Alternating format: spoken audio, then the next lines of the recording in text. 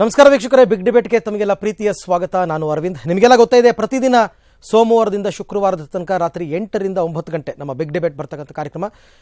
ಅವತ್ತವತ್ತಿನ burning ಇಶ್ಯೂಸ್ಗಳನ್ನು ತೆಗೆದುಕೊಂಡು ವಿಷಯ ತಜ್ಞರ ಜೊತೆ ಸಾಧಕ ಬಾಧಕಗಳ ಬಗ್ಗೆ ಚರ್ಚೆ ಮಾಡ್ತಕ್ಕಂಥದ್ದು ನಮ್ಮ ಬಿಗ್ ಡಿಬೇಟ್ನ ವಿಶೇಷ. ಇವತ್ತು ಬಹಳಷ್ಟು ಜನರಿಗೆ ಅರಿವಿಲ್ಲದಂತಹ ಒಂದು ವಿಚಾರವನ್ನು ಆಯ್ಕೆ ಮಾಡ್ಕೊಂಡಿದ್ದೀವಿ. ನಿಮಗೆಲ್ಲ ಗೊತ್ತಿದೆ, ಇಡೀ ರಾಜ್ಯಾದ್ಯಂತ ಮಹಾಮಾರಿಯಂತೆ ಹಂದಿ ಜ್ವರ ಹಬ್ಬುತ್ತಾ ಇದೆ, H1N1.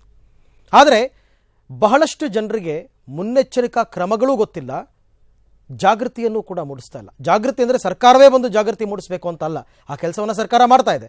ಅದರ ಜೊತೆಗೆ ಮಾಧ್ಯಮಗಳ ಮುಖಾಂತರ ಅಥವಾ ನಿಮಗೆ ಅದರ ಅರಿವಿದ್ದರೆ ಅಕ್ಕಪಕ್ಕದವರಿಗೆ ಅದನ್ನು ಹೇಳೋ ಮುಖಾಂತರ ಅದರ ಜಾಗೃತಿಯನ್ನು ಮೂಡಿಸಿ, ಏನಿದು H1N1 ಅಂದರೆ, ಹೇಗೆ ಇದು ಬರುತ್ತೆ, ಅದರ ಸಿಂಪ್ಟಮ್ಸ್ ಏನು, ಲಕ್ಷಣಗಳು ಏನು, ಬಂದಾಗ ಏನು ಮಾಡಬೇಕು, ಇದ್ರ ಬಗ್ಗೆ ನೀವೇನಾದರೂ ಸ್ವಲ್ಪ ತಿಳ್ಕೊಂಡ್ರೂ ನಿಮ್ಮ ಮನೆಯವರನ್ನ, ನಿಮ್ಮ ಕುಟುಂಬದವರನ್ನ ಈ H1N1 ಅಂತಕ್ಕಂಥ ಮಹಾಮಾರಿಯಿಂದ ದೂರ ಇಡಬೇಕು. ಜೊತೆಗೆ ಈ ರೀತಿ ರೋಗ ಪೀಡಿತರಾದವರಿಗೆ ಯಾವೆಲ್ಲ ಸೌಲಭ್ಯಗಳು ಸರ್ಕಾರದಿಂದ ಸಿಗಬೇಕು, ಯಾವುದು ಸಿಗ್ತಾ ಇಲ್ಲ, ಅದಕ್ಕೇನು ಕ್ರಮ ಕೈಗೊಂಡಿದೆ, ಇದೆಲ್ಲದರ ಬಗ್ಗೆ ಇವತ್ತಿನ ಬಿಗ್ ಡಿಬೇಟ್ನಲ್ಲಿ ನಾನು ಮಾಹಿತಿಯನ್ನು ಕೊಡ್ತೀನಿ. ಇದೇ ಇವತ್ತಿನ ವಿಶೇಷ, ಮಹಾಮಾರಿಗೆ ಮದ್ದಿಲ್ವಾ.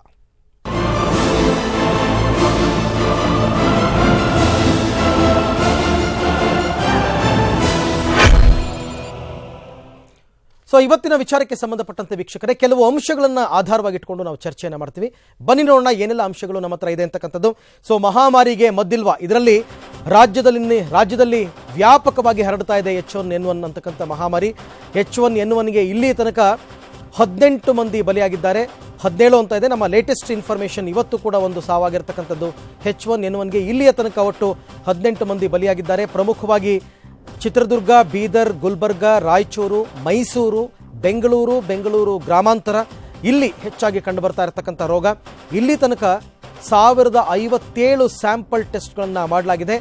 ಹಾಗಾಗಿ ರಾಜ್ಯದಲ್ಲಿ ಒಟ್ಟು 285 ಮಂದಿಗೆ H1N1 ದೃಢಪಟ್ಟಿದೆ.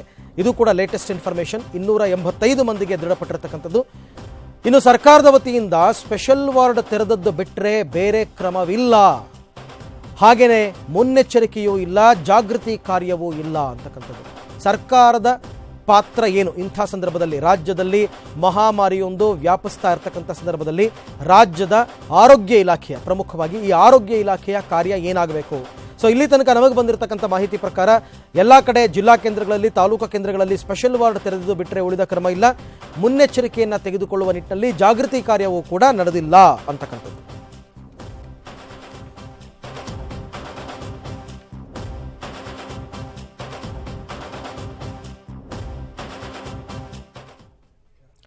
ಸೊ ಈ ಅಂಶಗಳನ್ನು ಇಟ್ಕೊಂಡು ಇವತ್ತು ಚರ್ಚೆಯನ್ನು ಆರಂಭ ಮಾಡ್ತಾ ಇದ್ದೀನಿ ಬಿಗ್ ಡಿಬೇಟ್ನಲ್ಲಿ. ಈಗ ನನ್ನ ಜೊತೆ ಇಬ್ಬರು ತಜ್ಞರು ನನ್ನ ಜೊತೆ ಜಾಯ್ನ್ ಆಗಿದ್ದಾರೆ, ಮತ್ತೊಬ್ಬರು ಬರ್ತಾರೆ. ರಾಜ್ಯ ಸಾಂಕ್ರಾಮಿಕ ರೋಗ ವಿಭಾಗದ ಜಂಟಿ ನಿರ್ದೇಶಕರು ಡಾಕ್ಟರ್ ಪರಿಮಳ ಮೂರೂರು ಅವರು ನಮ್ಮ ಜೊತೆ ಇದ್ದಾರೆ. ಮೇಡಮ್, ಕಾರ್ಯಕ್ರಮಕ್ಕೆ ತಮಗೆ ಸ್ವಾಗತ. ಹಾಗೆಯೇ ಆಹಾರ ತಜ್ಞರು, ವಿಜ್ಞಾನ ಬರಹಗಾರರು ರಘು ಅವರು ನಮ್ಮ ಜೊತೆ ಸೇರಿಕೊಂಡಿದ್ದಾರೆ. ಸರ್, ಕಾರ್ಯಕ್ರಮಕ್ಕೆ ತಮಗೆ ಸ್ವಾಗತ.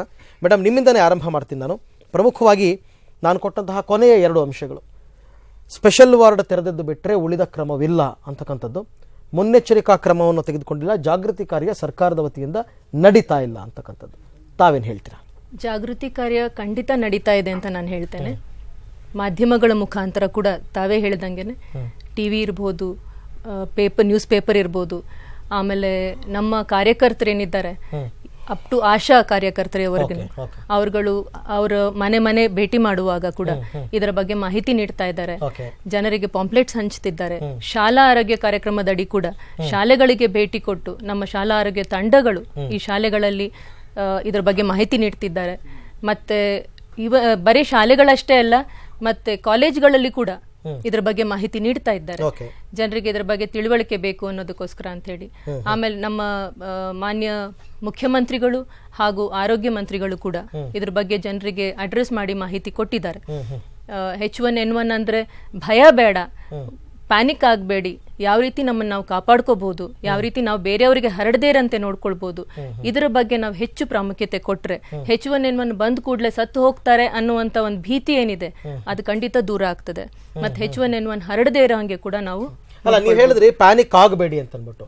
ಪ್ಯಾನಿಕ್ ಆಗದೆ ಅವ್ರು ಏನು ಮಾಡ್ತಾರೆ ಮೇಡಮ್? ಹಾಗಾದರೆ ಈಗ ಒಂದು ಮನೆಯಲ್ಲಿ ಯಾವುದೋ ಒಂದು ಮಗುವಿಗೋ ಅಥವಾ ವಯಸ್ಕರಿಗೋ ವೃದ್ಧರಿಗೋ ಏನೋ ಒಂದು ರೀತಿ ಸಮಸ್ಯೆ ಆಯಿತು, ಅವ್ರು ಹೋಗಿ ಬ್ಲಡ್ ಟೆಸ್ಟ್ ಮಾಡಿಸ್ಕೊಳ್ತಾರೆ, H1N1 ಆಗಿದೆ ಅಂದಾಗ ಅವರಿಗೆ ಸೂಕ್ತವಾಗಿ ಆ ಸಂದರ್ಭದಲ್ಲಿ ಬಂದು ಮಾಹಿತಿ ಕೊಟ್ಟು ಒಳ್ಳೆ ಕಡೆ ಅವ್ರನ್ನ ಸೇರಿಸಿ ಒಳ್ಳೆ ಟ್ರೀಟ್ಮೆಂಟ್ ಕೊಡ್ತಕ್ಕಂಥ ಯಾವ ವ್ಯವಸ್ಥೆನೂ ಇಲ್ಲ.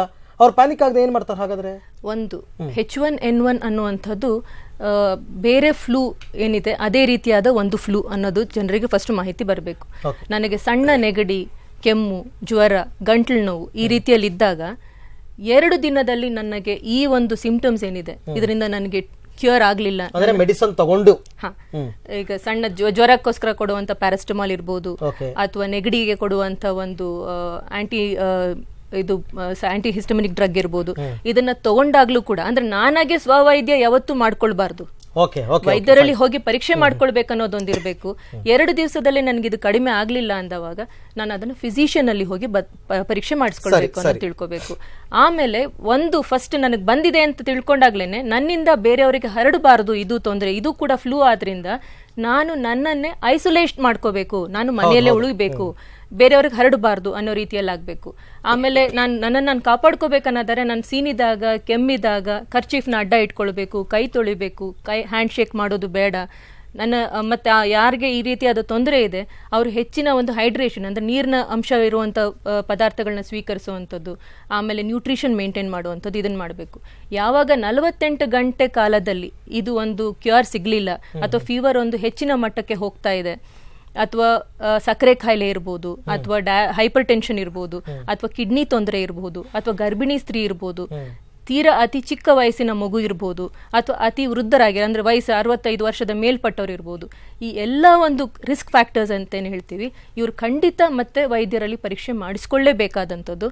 ವೈದ್ಯರಲ್ಲಿ ಹೋಗಿ ಅವರ ತಪಾಸಣೆ ಮಾಡಿದ್ದಾಗ ಆ ತಪಾಸಣೆ ಮಾಡುವಂಥ ಸಮಯದಲ್ಲಿ ಅವ್ರೇನಾದ್ರು ಟ್ರಾವೆಲಿಂಗ್ ಅವ್ರದ್ದು ಒಂದು ಹಿಸ್ಟ್ರಿ ಇತ್ತು ಅನ್ನೋದಾಗ್ಲಿ ಅಥವಾ ಇದೆಲ್ಲ ಇದ್ದಾಗ ವೈದ್ಯರು ಇದನ್ನ ಅನುಮಾನಾಸ್ಪದವಾಗಿ H1N1 ಇರಬಹುದು ಅಂತ ಹೇಳಿ ತಿಳ್ಕೊಂಡಾಗ ಅವರು ಕೆಲವೊಂದು ನಿಯಮಗಳನ್ನ ಹೇಳ್ತಾರೆ, ಈ ರೀತಿ ಬರ್ತೀನಿ ಮೇಡಮ್. ಮತ್ತೆ ಇನ್ನು ರಘು ಅವರೇ, ಇವಾಗ ಒಂದು ಕಡೆ ಏನಂತಂದ್ರೆ ದಕ್ಷಿಣ ಭಾರತದಲ್ಲಿ ತಮಿಳುನಾಡು, ಕೇರಳ ಮತ್ತೆ ಮಹಾರಾಷ್ಟ್ರಕ್ಕೆ ಹೋಲಿಸಿದಲ್ಲಿ ಕರ್ನಾಟಕದಲ್ಲಿ ವ್ಯಾಪಕವಾಗಿ ಹರಡ್ತಾ ಇದೆ. ಇಲ್ಲಿ ಪ್ರಶ್ನೆ ಸರ್ಕಾರದ್ದು ಬರಲ್ಲ, ಈ ವ್ಯಾಪಕವಾಗಿ ಹರಡೋದಕ್ಕೆ ಬೇರೆ ರಾಜ್ಯಗಳಲ್ಲೂ ಕೂಡ ಐಡೆಂಟಿಫೈ ಆಗಿದೆ, ಬಟ್ ಇಷ್ಟಲ್ಲ, ಇಷ್ಟು ಪ್ರಮಾಣದಲ್ಲಿ ಸಾವುಗಳಾಗಿಲ್ಲ, ಇಷ್ಟು ಪ್ರಮಾಣದಲ್ಲಿ ಸೋಂಕಿತರು ಕೂಡ ಕಂಡು ಬರ್ತಾ ಇಲ್ಲ. ಯಾಕೆ ನಮ್ಮಲ್ಲಿ ಈ ತರ? ಒಂದು ದಕ್ಷಿಣ ಭಾರತದಲ್ಲಿ ನೀವು ಕೇರಳ, ತಮಿಳುನಾಡು, ಆಂಧ್ರ, ಕರ್ನಾಟಕ, ಗೋವಾ ಇವು ತಗೊಂಡ್ರೆ ನಿಮಗೆ ಸಾಮಾನ್ಯವಾಗಿ ಜನರಲ್ ಹೆಲ್ತ್ ನೀವು ನೋಡಿದ್ರೆ, ಪಬ್ಲಿಕ್ ಹೆಲ್ತ್ ನೋಡಿದ್ರೆ ಅದು ಶಿಶು ಮರಣ ಇರ್ಬೋದು, ತಾಯಿಯ ಮರಣ ಇರ್ಬೋದು, ಅನೀಮಿಯಾ ಇರ್ಬೋದು, ಅಥವಾ ಇನ್ಫೆಕ್ಷಿಯಸ್ ಡಿಸೀಸಸ್ ಇರ್ಬೋದು, ನಿಮೋನಿಯಾ ಇರ್ಬೋದು, ಎಲ್ಲ ಇದರಲ್ಲಿ ನೋಡಿದ್ರೆ sadly Karnataka is A worst performer. Human development report ನೋಡಿದರೆ ಗೊತ್ತಾಗ ಅದು ಒಂದು ನಮ್ಮ ಅದಕ್ಕೆ ಹೇಳ್ತಾರೆ, ಕೆಲವರು ಹೇಳ್ತಾರೆ ಕರ್ನಾಟಕದಲ್ಲಿ ಬೆಂಗಳೂರು ತೆಗೆದ್ರೆ ಕರ್ನಾಟಕ ಬಿಹಾರ್ ಅಂತ ಅಂತ ಒಂದು ಸಿಚುವೇಶನ್ ಇದೆ, ಪಬ್ಲಿಕ್ ಹೆಲ್ತ್ ಇಶ್ಯೂ ಇರತಕ್ಕಂಥದ್ದು. ಹೌದು. ಮತ್ತೆ ಇನ್ನೊಂದು ಏನು ಅಂತ ಹೇಳಿದ್ರೆ, ಇದು ಒಂದು ಮಹಾಮಾರಿ ಪ್ಯಾಂಡಮಿಕ್ ಅಂತದ್ದು ಅಲ್ಲ. ಆದರೆ ಆರ್ಡಿನರಿ ಫ್ಲೂ ತರ ಅಂತಾನೂ ಹೇಳಕ್ಕಾಗಲ್ಲ, ನೆಗ್ಲೆಕ್ಟ್ ಮಾಡಕ್ಕಾಗಲ್ಲ. ಹೌದು. ಯಾಕಂದ್ರೆ ಫ್ಲೂ ಅಂತ ಕೆಲವರು ಹೇಳ್ತಾರೆ, ಫ್ಲೂ ಬಂದ್ರೆ ಹೆಂಗ ಅಂತ ಹೇಳಿದ್ರೆ ಔಷಧಿ ತಗೊಂಡ್ರೆ 1 ವಾರ ಬೇಕು, ಇಲ್ಲ ಅಂದ್ರೆ 7 ದಿನದಲ್ಲಿ ಹೋಗುತ್ತೆ ಅಂತ. ಹಳೆ ಮೆಡಿಕಲ್ ಸೈನ್ಸ್ ಎರಡು ಒಂದೇ ಹೋಗ್ಬಿಡ್ತಾ ಇತ್ತು ಅಂತ. ಅಂಥದ್ದಲ್ಲ ಇದು. ಮತ್ತೆ ವಲ್ನರಬಲ್ ಪಾಪ್ಯುಲೇಷನ್ ಏನು ಡಾಕ್ಟರ್ ಹೇಳಿದ್ರಲ್ಲ, ಡಯಾಬಿಟಿಕ್ಕು, ಮಕ್ಕಳು, ವಯಸ್ಸಾದವರು, ಅವರು ಅರ್ಧ ಪಾಪ್ಯುಲೇಷನ್ಗಿಂತ ಜಾಸ್ತಿ ಇದ್ದಾರೆ, 14% ಡಯಾಬಿಟಿಕ್. ಹೌದು. ಸೊ ಹಾಗಾಗಿ ನಾವು ಪ್ರಿಪೇರ್ಡ್ನೆಸ್ಸು ಎಷ್ಟು ಮಟ್ಟಿಗೆ ಇದೀವಿ, ಈಗ ಔಷಧಿ ಸಿಗ್ತಾ ಇದೆ ಅಂತ ಹೇಳ್ತಕ್ಕಂಥದ್ದು. ಇನ್ನೊಂದು ರೀತಿಯಲ್ಲಿ ನೋಡಿದ್ರೆ ಪಬ್ಲಿಕ್ ಹೆಲ್ತ್ ಅಲ್ಲಿ ವ್ಯಾಕ್ಸಿನ್, ಲೋ ಕಾಸ್ಟ್ ವ್ಯಾಕ್ಸಿನ್ ನಮ್ಮ ದೇಶದಲ್ಲಿ ಈಗ 2009ರಲ್ಲಿ ಬಂತು, ಇದು ಮಹಾಮಾರಿ ಅಂತ ಹೇಳ್ತಾ ಬಂತು. ಆದ್ರೆ ಇವತ್ತಿನವರೆಗೆ ನಾವು ಯಾವ ರೀತಿ ತಯಾರಿ ಮಾಡ್ಕೊಂಡಿದ್ದೀವಿ, ಇದು ಹಂದಿಯಿಂದ ಬಂದರೂ ಕೂಡ ಇದು ಹಂದಿಯಿಂದ ದಾಟಿ ಜನಗಳಿಗೆ ಪಬ್ಲಿಕ್ ಪ್ರಾಬ್ಲಮ್ ಆಗಿದೆ. ಖಂಡಿತ ಖಂಡಿತ. ಹಾಗಿದ್ದಾಗ ಇದಕ್ಕೆ ನಮ್ಮ ತಯಾರಿ ಏನು, ಬಂದಾಗ ನೋಡ್ಕೊಳ್ಳೋಣ, ಲೆಟ್ ಅಸ್ ಬಿಲ್ಡ್.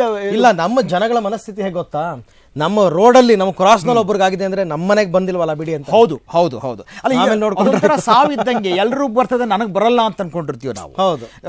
ಸೊ ಹಾಗಾಗಿ ಈ ಸಾವಿನ ಮನೆಯಲ್ಲೂ ಅನ್ಕೊಳ್ತಿರ್ತಾನಂತೆ, ಬೇರೆಯವ್ರು ಸಾಯ್ತಾರೆ ನಾನು ಸಾಯಲ್ಲ ಅಂತ ಹೇಳ್ತಕ್ಕಂಥದ್ದು ಅದೊಂದು ಇದೆ ತತ್ವ, ನಮ್ಮ ಯೋಚನೆಯಲ್ಲಿ ಇದೆ. ಅದೇ ಮತ್ತೆ ನಮಗೆ ನಮ್ಮಲ್ಲಿ ಭಯ ಬೀಳ್ತಕ್ಕಂಥದ್ದು ಏನು ಅಂತ ಹೇಳಿದ್ರೆ ಈ ಸ್ವಚ್ಛ ಭಾರತ ಬಹಳ ಉದ್ದದ ಕನಸೋದು, ಇಂದು ನಾಳೆ ಬರುವಂಥದ್ದಲ್ಲ. ನೀವು ದಾರಿಯಲ್ಲಿ ಹೋಗಿ ಕಂಡಲ್ಲಿ ಉಗಿಯೋದು, ಕಂಡಲ್ಲಿ ಸ್ನೀಸಿಂಗು, ಪಬ್ಲಿಕ್ ನ್ಯೂಸೆನ್ಸ್ ಅನ್ನೋದು ಇದೆಯಲ್ಲ, ಅದು ಬಹಳಷ್ಟು ಇದೆ. ಮತ್ತೆ ಹೆಚ್ಚು ಜನ ಇಲ್ದ ಕಡೆ ಹೋಗಬೇಡಿ ಅಂತ ಹೇಳ್ತಾರೆ. ಭಾರತ ದೇಶನೇ ಹೆಚ್ಚು ಕಡೆ ಎಲ್ಲ ಕಡೆ ಎಲ್ಲಿ ಹೋಗೋದು ಅಂತ ಆಗ್ತದೆ. ಮನೆಯಲ್ಲಿ ರೂಮಲ್ಲಿ ಕೂಡಾಕ್ಬೇಕಷ್ಟೇ, ಕೂಡಲ್ಲಿ ಐಸೋಲೇಷನ್ ಮಾಡಬೇಕಾಗಿದೆ. ಮತ್ತೆ ಇದು 2 ದಿವಸದಲ್ಲಿ ಅವ್ರು ಹೇಳಿದ ಹಾಗೆ ಆಗ್ಲಿಲ್ಲ ಅಂತ ಹೇಳಿದ್ರೆ ಹೇಗೆ ಹೋಗಿ ಇದು ಮಾಡ್ತಕ್ಕಂಥ ಪಬ್ಲಿಕ್ ಅವೇರ್ನೆಸ್ ಬಹಳಷ್ಟು ಬೇಕಾಗ್ತದೆ. ಖಂಡಿತ ಬಹಳಷ್ಟು ಬೇಕಾಗ್ತದೆ. ಆಮೇಲೆ ಪಬ್ಲಿಕ್ ಅವೇರ್ನೆಸ್ ಅನ್ನೋದಕ್ಕಿಂತ ಮೇಡಮ್ ಒಂದೇನಂದ್ರೆ, ಈಗ ಓಕೆ, ಬೆಂಗಳೂರಿನಂತಹ ನಗರದಲ್ಲಿ ಅಥವಾ ಕೆಲವು ಜಿಲ್ಲಾ ಕೇಂದ್ರಗಳಲ್ಲಿ, ಮೈಸೂರು ಆಗ್ಬೋದು, ಹಾಸನ ಆಗ್ಬೋದು, ಶಿವಮೊಗ್ಗ ಆಗ್ಬೋದು, ನನಗನ್ಸಿರೋ ಪ್ರಕಾರ ಅಲ್ಲಿ ಸ್ವಲ್ಪ ಜಾಗೃತಿ ಇದೆ ಜನಗಳಿಗೆ. ಆದರೆ ತೀರಾ ಗ್ರಾಮೀಣ ಪ್ರದೇಶಗಳು ಕೆಲವಿದೆ ಮೇಡಮ್, ಕುಗ್ರಾಮಗಳು, ಅಲ್ಲಿ ಒಂದು ಪ್ರಾಥಮಿಕ ಆರೋಗ್ಯ ಕೇಂದ್ರ ಇರಲ್ಲ, ಒಬ್ಬರು ಡಾಕ್ಟ್ರು ಬಂದು ಹೋಗಲ್ಲ. ಆಮೇಲೆ ಅವರೆಲ್ಲರಿಗೂ ಕೂಡ ಅವ್ರು ಹೇಳ್ತಾರೆ, ಕೇಳಬೇಕು, ಸಣ್ಣ ಪುಟ್ಟದಕ್ಕೆಲ್ಲ ನಮಗೆ ಡಾಕ್ಟರ್ ತೋರಿಸೋ ಅಭ್ಯಾಸನೇ ಇಲ್ಲ ಅಂತಾರೆ. ಸೊ ಇದನ್ನು ಕೂಡ ಈ ನೆಗ್ಲಿಜೆನ್ಸಿಯಿಂದನೇ ಇದು ಕ್ರಿಯೇಟ್ ಆಗೋದು ಜಾಸ್ತಿ. ಅದನ್ನೇ ನಾನು ಹೇಳ್ತಿರೋದು, ನಾನು ಡಾಕ್ಟರ್ಲಿಗೆ ಹೋಗೋದಿಲ್ಲ ಅನ್ನೋ ಒಂದು ಭಾವನೆ ಇದೆಯಲ್ಲ, ಅದು ತೆಗೆದು ಹಾಕ್ಬೇಕಾಗ್ತದೆ. ಯಾವಾಗ ನನಗೆ ಈ ರೀತಿ ತೊಂದರೆ ಇದೆ, ನಾನು ವೈದ್ಯರಲ್ಲಿ ಪರೀಕ್ಷೆ ಮಾಡ್ಕೊಳ್ಬೇಕು ಅನ್ನೋ, ನಮ್ಮಲ್ಲಿ ಬರಬೇಕು ಅನ್ನೋದಕ್ಕಿಂತ ಹೆಚ್ಚಾಗಿ ನಾವೇ ಹೋಗಬೇಕು ಅಂತಕ್ಕಂಥದ್ದು ಕ್ರಿಯೇಟ್ ಆಗಬೇಕು. ಅದೊಂದು ಆಗ್ಬೇಕು ಅನ್ನೋದಾದ್ರೆ ನಮ್ಮಲ್ಲಿ ಏನಾಗಿದೆ, ಸಬ್ ಸೆಂಟರ್ಸ್ ಅಂತ ಇದೆ. ವೈದ್ಯರು PHC ಇಲ್ಲದೆ ಹೋದ್ರು ಕೂಡ ಸಬ್ ಸೆಂಟರ್ ನಲ್ಲಿ ANM ಇರ್ತಾಳೆ, ಮತ್ ಆಶಾ ಕಾರ್ಯಕರ್ತೆ ಮನೆಗೆ ಹೋಗ್ತಾರೆ. ಇವ್ರದ್ದು ಯಾವುದೇ ಸಮಸ್ಯೆ ಇದ್ರೆ ಖಂಡಿತ ಆಶಾ ಕಾರ್ಯಕರ್ತೆ. ಬಟ್ ಈ ಆಶಾ ಕಾರ್ಯಕರ್ತೆಯರು ಎಲ್ಲಾ ಹಳ್ಳಿಗಳಲ್ಲೂ ಅವೈಲಬಲ್ ಇರ್ತಾರೆ. ಹೌದು, ಪ್ರತಿ 1,000 ಜನಸಂಖ್ಯೆಗೆ ಒಬ್ರು ಆಶಾ ಕಾರ್ಯಕರ್ತೆ ಇದ್ದಾರೆ. ಓಕೆ, ಹೋಗಿ ಆನಂತರ ಅವರ ಅವೇರ್ನೆಸ್ ಕ್ರಿಯೇಟ್ ಮಾಡ್ತಾರೆ. ಅವ್ರ ಅವೇರ್ನೆಸ್ ಕ್ರಿಯೇಟ್ ಮಾಡ್ತಾರೆ. ಮತ್ ಅವರಲ್ಲಿ ಇವ್ರ ಯಾವುದೇ ಸಮಸ್ಯೆ ಇದ್ರೆ ಆಶಾ ಕಾರ್ಯಕರ್ತೆ ಹೇಗೆ ಅಂದ್ರೆ ಸಮಾಜಕ್ಕೂ ನಮ್ಮ ಇಲಾಖೆಗೂ ಮಧ್ಯದಲ್ಲಿ ಇದ್ದಂಗೆ ಬ್ರಿಡ್ಜ್ ತರ. ಸೊ ಇವ್ರು ಯಾವುದೇ ಸಮಸ್ಯೆ ಆದ್ರೂ ಕೂಡ ಖಂಡಿತ ಆಶಾ ಕಾರ್ಯಕರ್ತ. ಓಕೆ, ಇವಾಗ ಈ ಪ್ರಶ್ನೆಗೆ ನೀವೇ ಉತ್ತರ ಹೇಳಿ. ನಾನು ಕೇಳಿದೆ, ರಘು ಕೇಳಿದೆ, ಬೇರೆ ರಾಜ್ಯಗಳಿಗಿಂತ ನಮ್ಮಲ್ಲಿ ವ್ಯಾಪಕವಾಗಿ ಹರಡೋದಕ್ಕೆ ಏನ್ ಕಾರಣ ಹಾಗಾದ್ರೆ? ಈಗ ಆಗ್ಲೇ ರಘು ಅವರೇ ಹೇಳಿದ ಹಾಗೆ, ನಮ್ಮಲ್ಲಿ ಬೇರೆ ತರಹದ ತೊಂದರೆಗಳು ಏನು, ಈಗ ಶಿಶು ಮರಣ ಆಗಿರ್ಬೋದು, ಇದೆಲ್ಲ ಯಾವುದೇ ಒಂದು ಹೆಚ್ಚಿನ ಸಂಖ್ಯೆಯಲ್ಲಿ ಆಗ್ತಾ ಇದೆ ಅಂತ. ಹೌದು, ಕೇರಳಕ್ಕೆ ನಾವು ಕಂಪೇರ್ ಮಾಡುವಾಗ ಖಂಡಿತ ನಮ್ಮಲ್ಲಿ ಅದು ಕಡಿಮೆ ಇದೆ. ಅಂದ್ರೆ ಅವರಷ್ಟು ಹೆಚ್ಚಿದೆ, ಅಂದ್ರೆ ಅವರಷ್ಟು ನಮ್ಮಲ್ಲಿ, ಅಂದ್ರೆ ಅವರಲ್ಲಿ ಶಿಶು ಮರಣ ಕೇರಳದಲ್ಲಿ 100% ಲಿಟರಸಿ ಇದೆ. So that is also one of the reasons. Tamil Nadu for better performer. ಹೌದು. ಸೊ ಆ ರೀತಿಯಲ್ಲಿ ಇರುವಾಗ probably those are also the factors. ನಮ್ಮಲ್ಲಿ ಆ ನೆಗ್ಲಿಜೆನ್ಸ್ ಬಹುಶಃ ನೀವ್ ಹೇಳ್ದಂಗೆನೆ ಅವೇರ್ನೆಸ್ ಜನರಲಿ ಏನ್ ಬರ್ಬೇಕು ಅನ್ನೋದಿದೆ, ದಟ್ ಶುಡ್ ಇವನ್ ನಾವು ಮಾಡ್ತಿದೀವಿ ಅಂತ ನಾನು ಹೇಳೋದಾದ್ರೂ ಕೂಡ ಇನ್ನಷ್ಟು ಹೆಚ್ಚಿನ ಪ್ರಮಾಣದಲ್ಲಿ ಇದು ಆಗ್ಬೇಕಾಗತ್ತೆ ಅನ್ನೋದನ್ನ ಕೂಡ ನಾನು ಒಪ್ಕೊಳ್ಬಹುದು. ಇನ್ನು ಮೇಡಮ್ ಒಂದೇನಂತಂದ್ರೆ, ಕೆಲವು ಪ್ರಾಥಮಿಕ ಆರೋಗ್ಯ ಕೇಂದ್ರಗಳಿಗೆ ನಮ್ಮ ವರದಿಗಾರರನ್ನ ನಾವು ಕಳಿಸಿದ್ವಿ. ಬೆಂಗಳೂರು ಅಂತಾನೆ ಅಲ್ಲ, ಬೇರೆ ಬೇರೆ ಜಿಲ್ಲಾ ಕೇಂದ್ರಗಳಿಗೆ ವರದಿ ಕಳಿಸಿದಾಗ ಅಲ್ಲಿ ಸ್ಟಾಟಿಸ್ಟಿಕ್ಸ್ ಅನ್ನ ತಗೊಂಡ್ರು, ಎಷ್ಟು ಜನ ಬಂದಿದ್ರು ಈ ರೀತಿ ಸಮಸ್ಯೆಯಿಂದ. ಅಂದ್ರೆ ಈ ಖಾಸಗಿ ಹಾಸ್ಪಿಟಲ್ಗಳಲ್ಲಿ ಐಡೆಂಟಿಫೈ ಆಗೋದು ಕೂಡ ಅಲ್ಲಿ ಮಾಹಿತಿ ಹೋಗುತ್ತೆ ಜಿಲ್ಲಾ ಕೇಂದ್ರಗಳಿಗೆ ಅಲ್ವಾ. ಸೊ ಅಲ್ಲಿ ಕಳಿಸಿದಾಗ ಹೌದು ನಮ್ಮಲ್ಲಿ ಇಷ್ಟು ಬಂದಿದೆ ಅಂಕಿಅಂಶಗಳನ್ನು ಕೊಟ್ಟು ನಮ್ಮ ಹತ್ರ ಅದಕ್ಕೆ ಬೇಕಾಗಿರ್ತಕ್ಕಂಥ ಟ್ಯಾಮಿಫ್ಲೂ ಐ ಥಿಂಕ್ ಅಲ್ವಾ, ಟ್ಯಾಬ್ಲೆಟ್ ಮೆಡಿಸಿನ್, ಅದು ನಮಗೆ ಸಾಕಷ್ಟು ಲಭ್ಯತೆ ಇಲ್ಲ ಅಂತ ಹೇಳ್ತಾರಲ್ಲ. ಇಲ್ಲ, ಇದು ನಾನು ಒಪ್ಪೋದಕ್ಕೆ ಸಾಧ್ಯ ಇಲ್ಲ. ಯಾಕಂದ್ರೆ ನಮ್ಮ ಎಲ್ಲಾ ಜಿಲ್ಲಾವಾರು ಅಂಕಿಅಂಶಗಳನ್ನ ತೆಗೆದುಕೊಂಡಾಗ, ಮೊನ್ನೆ ಮಾನ್ಯ ಆರೋಗ್ಯ ಸಚಿವರು ಕೂಡ ಜಿಲ್ಲೆಯವರ ಹತ್ರನೇ ಕೂಳ್ತು ಮಾತನಾಡುವಾಗ್ಲೂ ಕೂಡ ಜಿಲ್ಲೆಯವರು, ಪ್ರತಿ ಜಿಲ್ಲೆಯವರು ಅವರಲ್ಲಿರುವಂತಹ ಒಂದು ಮಾತ್ರೆಯ ದಾಸ್ತಾನಿನ ಬಗ್ಗೆ ಹೇಳಿರ್ತಾರೆ. ಸೊ ಪ್ರತಿ ಜಿಲ್ಲೆಯಲ್ಲೂ ಕೂಡ ಮಾತ್ರೆಯ ದಾಸ್ತಾನು ಇರುತ್ತೆ.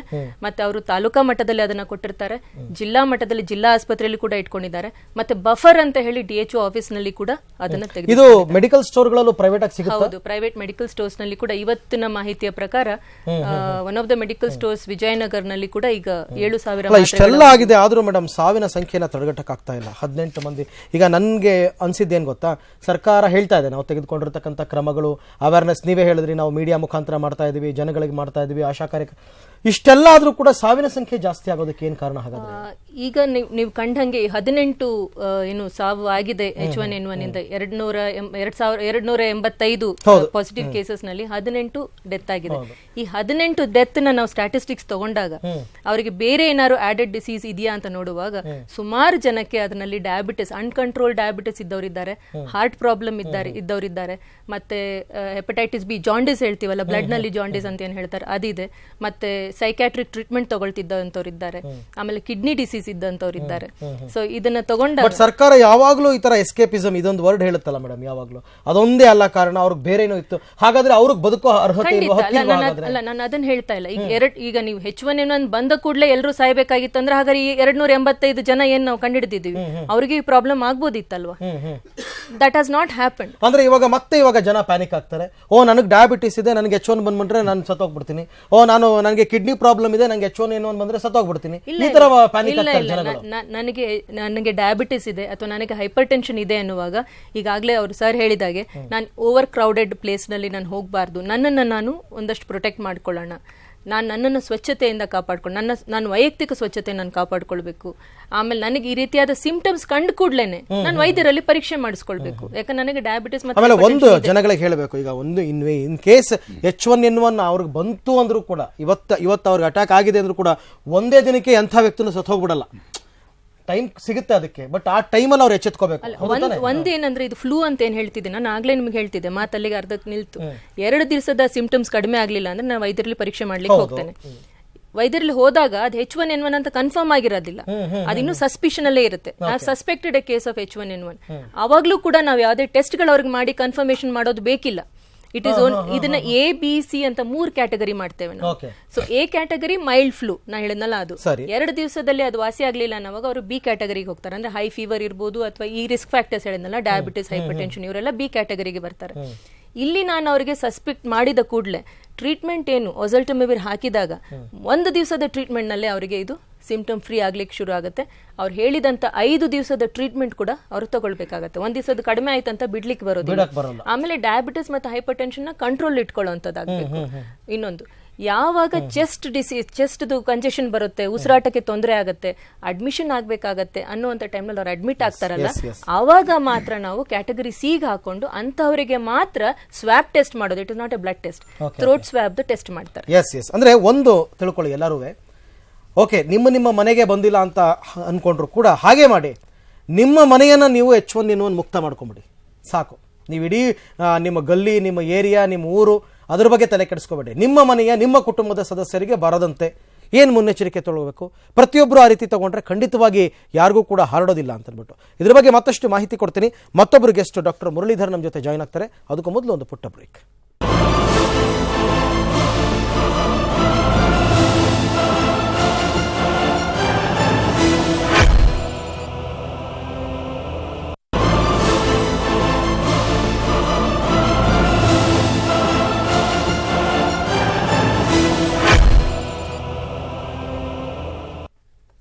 ಮಹಾಮಾರಿಗೆ ಮದ್ದಿಲ್ವಾ ಬಿಗ್ ಡಿಬೇಟ್ನ ವಿಶೇಷ ಕಾರ್ಯಕ್ರಮಕ್ಕೆ ಮತ್ತೊಮ್ಮೆ ಸ್ವಾಗತ. ಮತ್ತೊಬ್ಬರು ಅತಿಥಿಗಳು ನಮ್ಮ ಜೊತೆ ಜಾಯ್ನ್ ಆಗಿದ್ದಾರೆ. ಶಸ್ತ್ರಚಿಕಿತ್ಸಾ ತಜ್ಞರು ಡಾಕ್ಟರ್ ಮುರಳೀಧರ್ ಅವರು. ಸರ್, ಕಾರ್ಯಕ್ರಮಕ್ಕೆ ತಮಗೆ ಸ್ವಾಗತ. ಇಲ್ಲಿ ತನಕ ನಾವು ಮಾತನಾಡ್ತಾ ಇದ್ವಿ H1N1 ಬಗ್ಗೆ ಮುನ್ನೆಚ್ಚರಿಕೆ ಮತ್ತು ಜಾಗೃತಿಯನ್ನು ಮೂಡಿಸೋ ನಿಟ್ಟಿನಲ್ಲಿ ಸರ್ಕಾರದ ಪಾತ್ರ, ಮಾಧ್ಯಮಗಳ ಪಾತ್ರ, ಮತ್ತು ಜನಗಳಲ್ಲಿ ತಮಗೆ ತಾವೇ ಒಂದು ಅವೇರ್ನೆಸ್ ಕ್ರಿಯೇಟ್ ಮಾಡ್ಕೊಳ್ತಕ್ಕಂಥದ್ದು ಎಷ್ಟು ಮುಖ್ಯ, ಮತ್ತು ಕೆಲವು ಸಿಂಪ್ಟಮ್ಸನ್ನು ಕೂಡ ನಾವು ಮಾತನಾಡ್ತಾ ಇದ್ವಿ. ಇಲ್ಲೇನಾಗಿದೆ, ನಾನು ಒಂದು ಪ್ರಶ್ನೆ ಕೇಳಿದೆ, ಯಾಕೆ ಕರ್ನಾಟಕದಲ್ಲಿ ಇದು ಮಹಾಮಾರಿ ಥರ ಹಬ್ಬುತ್ತಾ ಇದೆ, ದಕ್ಷಿಣ ಭಾರತದ ಯಾವ ರಾಜ್ಯದಲ್ಲೂ ಕಂಡು ಬರ್ತಾ ಇಲ್ಲ, ಯಾಕೆ, ಕಾರಣ ಏನು ಇದಕ್ಕೆ? ಅಂದರೆ ಜನಗಳಿಗೆ ಸ್ವಲ್ಪ ನಾವು ಅಭಯವನ್ನು ಕೊಡಬೇಕಾಗುತ್ತೆ ನಮ್ಮ ಕಾರ್ಯಕ್ರಮದ ಮುಖಾಂತರ, ಅದಕ್ಕೋಸ್ಕರ. ಆ ಥರ ನನಗನ್ನಿಸ್ದಂಗೆ ಕರ್ನಾಟಕದಲ್ಲಿ ಮೇ ಬಿ ನಾವು ತುಂಬ ತೀಕ್ಷ್ಣವಾಗಿ ಅದನ್ನು ಪರೀಕ್ಷೆ ಮಾಡಿ ಕಂಡುಹಿಡಿತಾ ಇದ್ದೀವಿ ಅನ್ನೋ ಒಂದು ಇದಿರ್ಬೋದು. ಅದರಿಂದ ನಾವು ಜಾಸ್ತಿ ಕಂಡುಹಿಡಿತಾ ಇದ್ದೀವಿ. ಎಲ್ಲ ಕಡೆ ಇದೆ. ನಾವು ನಾರ್ತ್ ಇಂಡಿಯಾದಲ್ಲೂ ಕೂಡ ನೋಡ್ಬೋದು H1N1 ತುಂಬಾ ಹರಡ್ತಾ ಇದೆ. ಅದರಲ್ಲಿ ಯಾರು ಹೆಚ್ಚು ಕಂಡುಹಿಡಿತಾರೆ ಅದ್ರ ಮೇಲೆ ನಮಗೆ ಅದು ಗಮನಕ್ಕೆ ಬರುತ್ತೆ ಅಷ್ಟೇ. ಆದರೆ ನಾವು ಯಾವುದೇ ರೀತಿಯಾಗಿ ಜನಗಳಿಗೆ ಹೇಳ್ಬಹುದು ಅಂತಂದ್ರೆ ಈ ತರ ಏನು ಪ್ಯಾನಿಕ್ ಆಗುವಂತ ಒಂದು ಏನು ಸಿಚುವೇಶನ್ ಅಲ್ಲ. ಇದೇನು ಈ ಕೋಲ್ಡ್ ಸೀಸನ್ ನಲ್ಲೇ ಜಾಸ್ತಿ ಆಗುತ್ತೆ ಅಂತ ಏನಾದ್ರು ಇದೆಯಾ ಸರ್? ಅದು ಇಲ್ಲ ಇಲ್ಲ, ಆ ತರ ಇಲ್ಲ. ವಿಂಟರ್ ನಲ್ಲಿ ಜಾಸ್ತಿ ಆಗುತ್ತೆ. ಈ flu seasonal flu and usually it is during this season. ಚಳಿಗಾಲದಲ್ಲಿ ಹೆಚ್ಚಿಗೆ ಬರುವಂತದ್ದು. ಯಾವಾಗ ಥಂಡಿ ಜಾಸ್ತಿ, ಚಳಿಗಾಲ ಮುಗಿತಾ ಬಂತು ಬಿಡಿ ಇನ್ನೇನು. ಲಕ್ಕಿಲಿ ಲೆಟ್ ಇಟ್ ಎಂಡ್ ಅಂತ, ಶಿವ ಅಂತ ಚಳಿ. ಈಗ ಶಿವರಾತ್ರಿಗೆ ಶಿವ ಅಂತ ಚಳಿ ಹೋಯ್ತು ಅಂತಾರಲ್ಲ, ಸೊ ಹಂಗೆ ಶಿವ ಅಂತ ಇದು ಹೋಗ್ಬಿಡ್ಲಿ ಅಂತ ನಮ್ಮ influenza one type of influenza virus. ಹೌದು. ಸೊ ಇನ್ಫ್ಲುಯೆನ್ಸಾ ವೈರಸ್ ಒಂದೊಂದು ವರ್ಷದಲ್ಲೂ ಅದ್ರದ್ದು ಒಂದು ಟ್ರೈಟ್ ಚೇಂಜ್ ಮಾಡ್ಕೊಂತ ಬರುತ್ತೆ, ಸ್ಟ್ರೈನ್ ನ. ಸೊ ಹಾಗಾಗಿ ಅದು ಒಂಥರ ವಿರುಲೆಂಟ್ ಆದಾಗ ಎಲ್ಲರನ್ನಲ್ಲೂ ಕಾಣಿಸ್ಕೊಳುತ್ತೆ. ಸ್ವಲ್ಪ ಅದಕ್ಕೆ ರೆಸಿಸ್ಟೆನ್ಸ್ ಬಂದ್ ಕೂಡಲೇ ಇನ್ನು 1 ವರ್ಷ ಅದು ಕಾಣಿಸಲ್ಲ. ಅದು ಸ್ಟ್ರೈನ್ ಒಂಚೂರು ಮ್ಯೂಟೇಷನ್ ಆಗತ್ತೆ, ಮ್ಯೂಟೆಂಟ್ ಇದು ವೈರಸ್ ಬರುವಷ್ಟೊತ್ತಿಗೆ ತಿರ್ಗಾ ಜಾಸ್ತಿ ಆಗತ್ತೆ. ಹೀಗಾಗಿ ಅದು ನನಗನ್ಸಿದಂಗೆ ಕಾಲ ಕಾಲಕ್ಕೆ ಸಾಧಾರಣ ಪ್ರತಿ 5 ವರ್ಷಕ್ಕೆ ಒಮ್ಮೆ ಈ ಬದಲಾವಣೆ ಆಗುವಂಥದ್ದು. ಬಟ್ ಥ್ಯಾಂಕ್ಫುಲಿ ಇದು ಮ್ಯೂಟೆಂಟ್ ಅಲ್ಲ. ಮ್ಯೂಟೆಂಟ್ ಆದ್ರೆ ತುಂಬಾ ಭಯ ಆಗ್ತಾ ಇತ್ತು, ಯಾಕಂದ್ರೆ ಈ ಡ್ರಗ್ ವರ್ಕ್ ಆಗುತ್ತೋ ಇಲ್ವೋ ಏನೋ ಭಯ ಆಗ್ತಿತ್ತು. ಈಗ vaccine both works for this, both work for this because it is not mutated. ಅಂದ್ರೆ ಇವಾಗ ನಮ್ಮ ಜನಗಳಿಗೆ ಈಗ ಅರ್ಥ ಆಗೋ ಹಾಗೆ ಮೇಡಮ್, ನಾವ್ ಹೇಳ್ತೀನಿ ನಮ್ಮ ಮನೆಯಿಂದಲೇ ನಾವೆಲ್ಲವನ್ನ ಆರಂಭ ಮಾಡಬೇಕು. ಸೊ ಹಾಗಾಗಿ ಮನೆಯಲ್ಲಿ ಯಾವ ರೀತಿ ಸ್ವಚ್ಛತೆಯನ್ನು ಕಾಪಾಡೋದು, ಇದು ಮುನ್ನೆಚ್ಚರಿಕೆ ನಾನು ಮಾತಾಡ್ತಾ ಇರೋದು. ನಿಮ್ಮ ಮನೆಗಳನ್ನ ಹೇಗೆ ಇಟ್ಕೊಳ್ಬೇಕು, ಮನೆಯನ್ನ ಸ್ವಚ್ಛವಾಗಿ ಇಟ್ಕೊಳ್ಳೋ ಜೊತೆ ವೈಯಕ್ತಿಕ ಸ್ವಚ್ಛತೆ ಅಂತ ಏನ್ ಹೇಳ್ತೀವಲ್ಲ, ಈಗ ಸಣ್ಣ ನೆಗಡಿ ಕೆಮ್ಮಾದಾಗ್ಲೂ ನಾನೇನ್ ಹೇಳಿದೆ, ಸೀನುವಾಗ ಕೆಮ್ಮುವಾಗ ಮನೆಯಲ್ಲಿದ್ರು ಕೂಡ ನಾನು ಕರ್ಚೀಫ್ನ ಉಪಯೋಗಿಸುವಂಥದ್ದು, ಕೈನ ಅವಾಗವಾಗ ತೊಳಿತಿರುವಂಥದ್ದು, ಸೀನಿದಾಗ ಕೆಮ್ಮದಾಗ ಕಣ್ಣನ್ನ ಅವಾಗವಾಗ ಕೆಲವರು ಕಣ್ಣು ಮುಟ್ಕೊಳ್ಳೋ ಅಭ್ಯಾಸ ಇರುತ್ತೆ, ಎಲ್ಲಂದ್ರಲ್ಲಿ ಉಗುಳೋ ಅಂತ ಅಭ್ಯಾಸ ಇರುತ್ತೆ. ಇದು ಯಾವುದನ್ನು ಮಾಡಬಾರ್ದು. ಒಂದು ನೀರಿನಾಂಶ ಇರುವಂತಹದನ್ನ ಹೆಚ್ಚಿಗೆ ಸ್ವೀಕಾರ ಮಾಡಬೇಕು. ಆಮೇಲೆ ಒಳ್ಳೆ ಒಂದು ನ್ಯೂಟ್ರಿಷಿಯಸ್ ಫುಡ್ ಅಂತ ಹೇಳ್ತೀವಿ, ಅದನ್ನು ತಗೊಳ್ಬೇಕಾಗ್ತದೆ.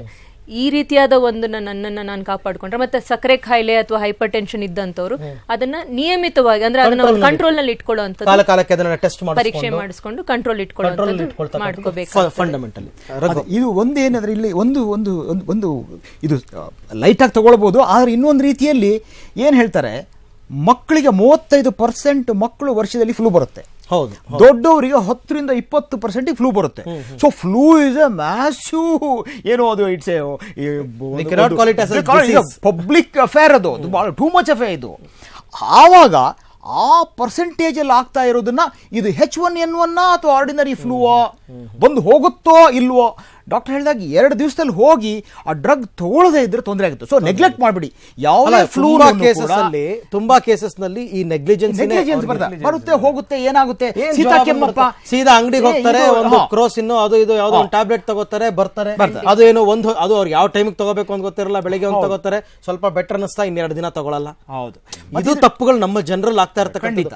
ಇನ್ನೂ ಎಷ್ಟೋ ಕಡೆ ಮೆಡಿಕಲ್ ಸ್ಟೋರ್ಗೆ ಹೋಗ್ಬಿಟ್ಟು ಅವ್ರನ್ನ ಕೇಳ್ತಾರೆ, ನನಗೆ ಕೆಮ್ಮು ನೆಗಡಿ ಇದೆ, ಏನಾರು ಒಂದು ಮೆಡಿಸಿನ್ ಕೊಡ್ರಪ್ಪ, ಏನಾರು ಒಂದು ಟ್ಯಾಬ್ಲೆಟ್ ಕೊಡ್ರಪ್ಪ, ಅವ್ರಿಗೆ ತಿಳಿದ ಮಟ್ಟಿಗೆ ಅವ್ರು ಒಂದು ಟ್ಯಾಬ್ಲೆಟ್ ಕೊಡ್ತಾರೆ.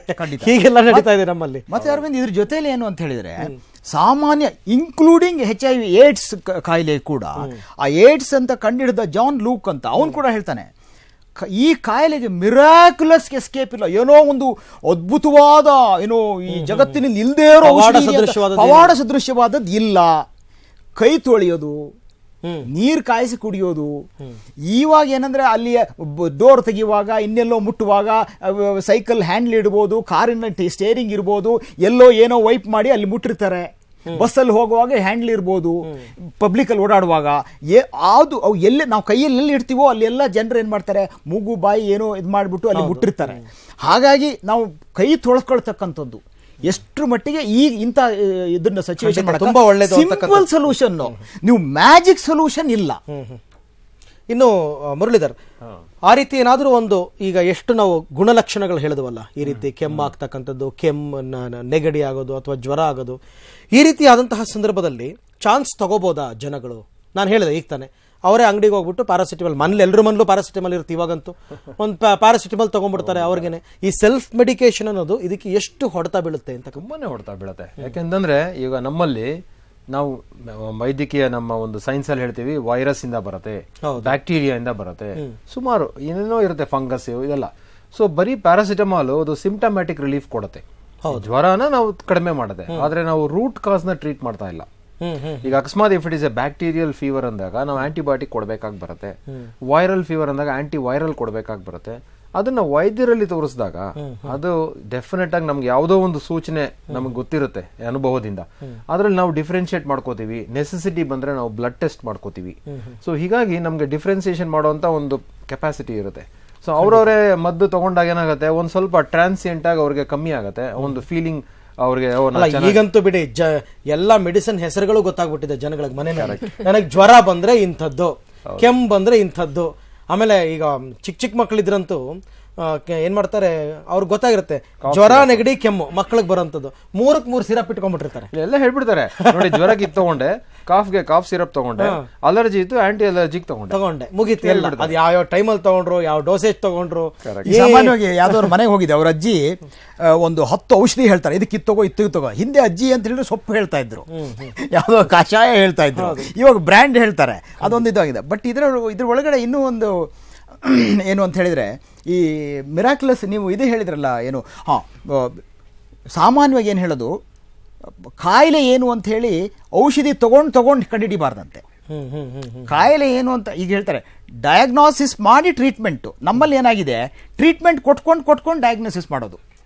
ಇದು ವರ್ಕ್ ಆಗಲಿಲ್ಲ, ಇನ್ನು ಆಗ್ಬೋದಾ ಅಂತ ಸೆಲ್ಫ್ ಮೆಡಿಕೇಶನ್ ಅಂತ ಹಿಡಿದು ಟ್ರೀಟ್ಮೆಂಟು ಕೂಡ ಇಲ್ಲ. ಸೆಲ್ಫ್ ಮೆಡಿಕೇಶನ್ ಅಂತಕ್ಕಂಥದ್ದೇ ಬಹಳ ದೊಡ್ಡ ತಪ್ಪು ಬಿಡಿ. ಜ್ವರ ಅಂತಕ್ಕಂಥ ಸಣ್ಣ ಪುಟ್ಟ ಅದನ್ನೆಲ್ಲ ನೀವು ನೆಗ್ಲೆಕ್ಟ್ ಮಾಡೋದಲ್ಲ. ಅದನ್ನ ಆಮೇಲೆ ತಲೆನೋವು ಬಂದ್ರೆ ಇಂಥದ್ದು, ತಲೆನೋವು ಬಂತು ಅಂತಂದ್ರೆ ಅವ್ನು ರೆಡಿ ಮಾಡಿ ಇಟ್ಕೊಂಡಿರ್ತಾನೆ ಮನೆಯಲ್ಲಿ. ಅದೆಲ್ಲ ಮುಂದಿನ ದಿವಸಗಳಲ್ಲಿ ಓಕೆ ಇವ್ರಿಗೆ H1N1 ಬರ್ಲಿಲ್ಲ ಅಂತಾನೆ ಇಟ್ಕೊಳ್ಳೋಣ. ಬಟ್ ಆ ಸೆಲ್ಫ್ ಮೆಡಿಕೇಶನ್ಸ್ಗೆ ಎಷ್ಟು ಅಡಿಕ್ಟ್ ಆಗಿರ್ತಾರೆ ಅಂತಂದ್ರೆ ಅವರು. ನಾನಂತೂ ಮೊನ್ನೆ ಯಾವುದೋ ಒಂದು ಮಾತು ಕೇಳಿದೆ ಮೇಡಮ್, ನೀವು ಆಶ್ಚರ್ಯ ಆಗ್ಬೋದು. ಇವತ್ತೇನೋ ನನಗೆ ಆಫೀಸ್ನಲ್ಲಿ ಸಿಕ್ಕಾಪಟ್ಟೆ ಕೆಲಸ, ತುಂಬಾ ಒತ್ತಡ. ಇವಾಗ ನನ್ನೇ ಎಕ್ಸಾಂಪಲ್ ತಗೊಳ್ಳಿ, ಯಾವುದೋ ಒಂದು ಡೆಲ್ಲಿ ಎಲೆಕ್ಷನ್ ಕೌಂಟಿಂಗ್, ಅವತ್ತು ನನಗೆ ಹೆವಿ ವರ್ಕ್ ಇರೋದು. ಒಂದು ಮೆಡಿಸಿನ್ ಇದೆಯಂತೆ ಟ್ಯಾಬ್ಲೆಟ್, ಅದು ತಗೊಂಬಂದ್ರೆ ನಾನು ಫುಲ್ ಫ್ರೀ ಇರ್ತಾನಂತೆ ಮೆಂಟಲ್. ಈ ಮಟ್ಟಿಗೆ ನಾವು ಟ್ಯಾಬ್ಲೆಟ್ಗಳ ಮೇಲೆ ಡಿಪೆಂಡ್ ಆಗ್ಬಿಟ್ರೆ, ಮೆಂಟಲ್ ರಿಲೀಫ್ಗೆ ಟ್ಯಾಬ್ಲೆಟ್, ಮೆಂಟಲ್ ಸ್ಟ್ರೆಸ್ ನ ಇದು ಮಾಡಿ. ಅಮೆರಿಕದಲ್ಲಿ ಒಂದು ಮಾತ್ರೆ ಮಾಡಿದ್ರು, ಪ್ರೆಗ್ನೆಂಟ್ ಆದಾಗ ವಾಂತಿ ಮಾಡಬಾರ್ದು ಅಂತ. ಟೋಲ್ಪೊಮೈಡ್ ಅಲ್ಲಿ ಪ್ರೆಗ್ನೆಂಟ್ ಆದ ವಾಂತಿ ಆಗ್ಬೇಕು. ನಮ್ಮ ಸಿನಿಮಾಗಳೆಲ್ಲ ವಾಂತಿ ಆದ್ರೆ ಪ್ರೆಗ್ನೆಂಟ್ ಆಗಿದೆ ಅಂತ.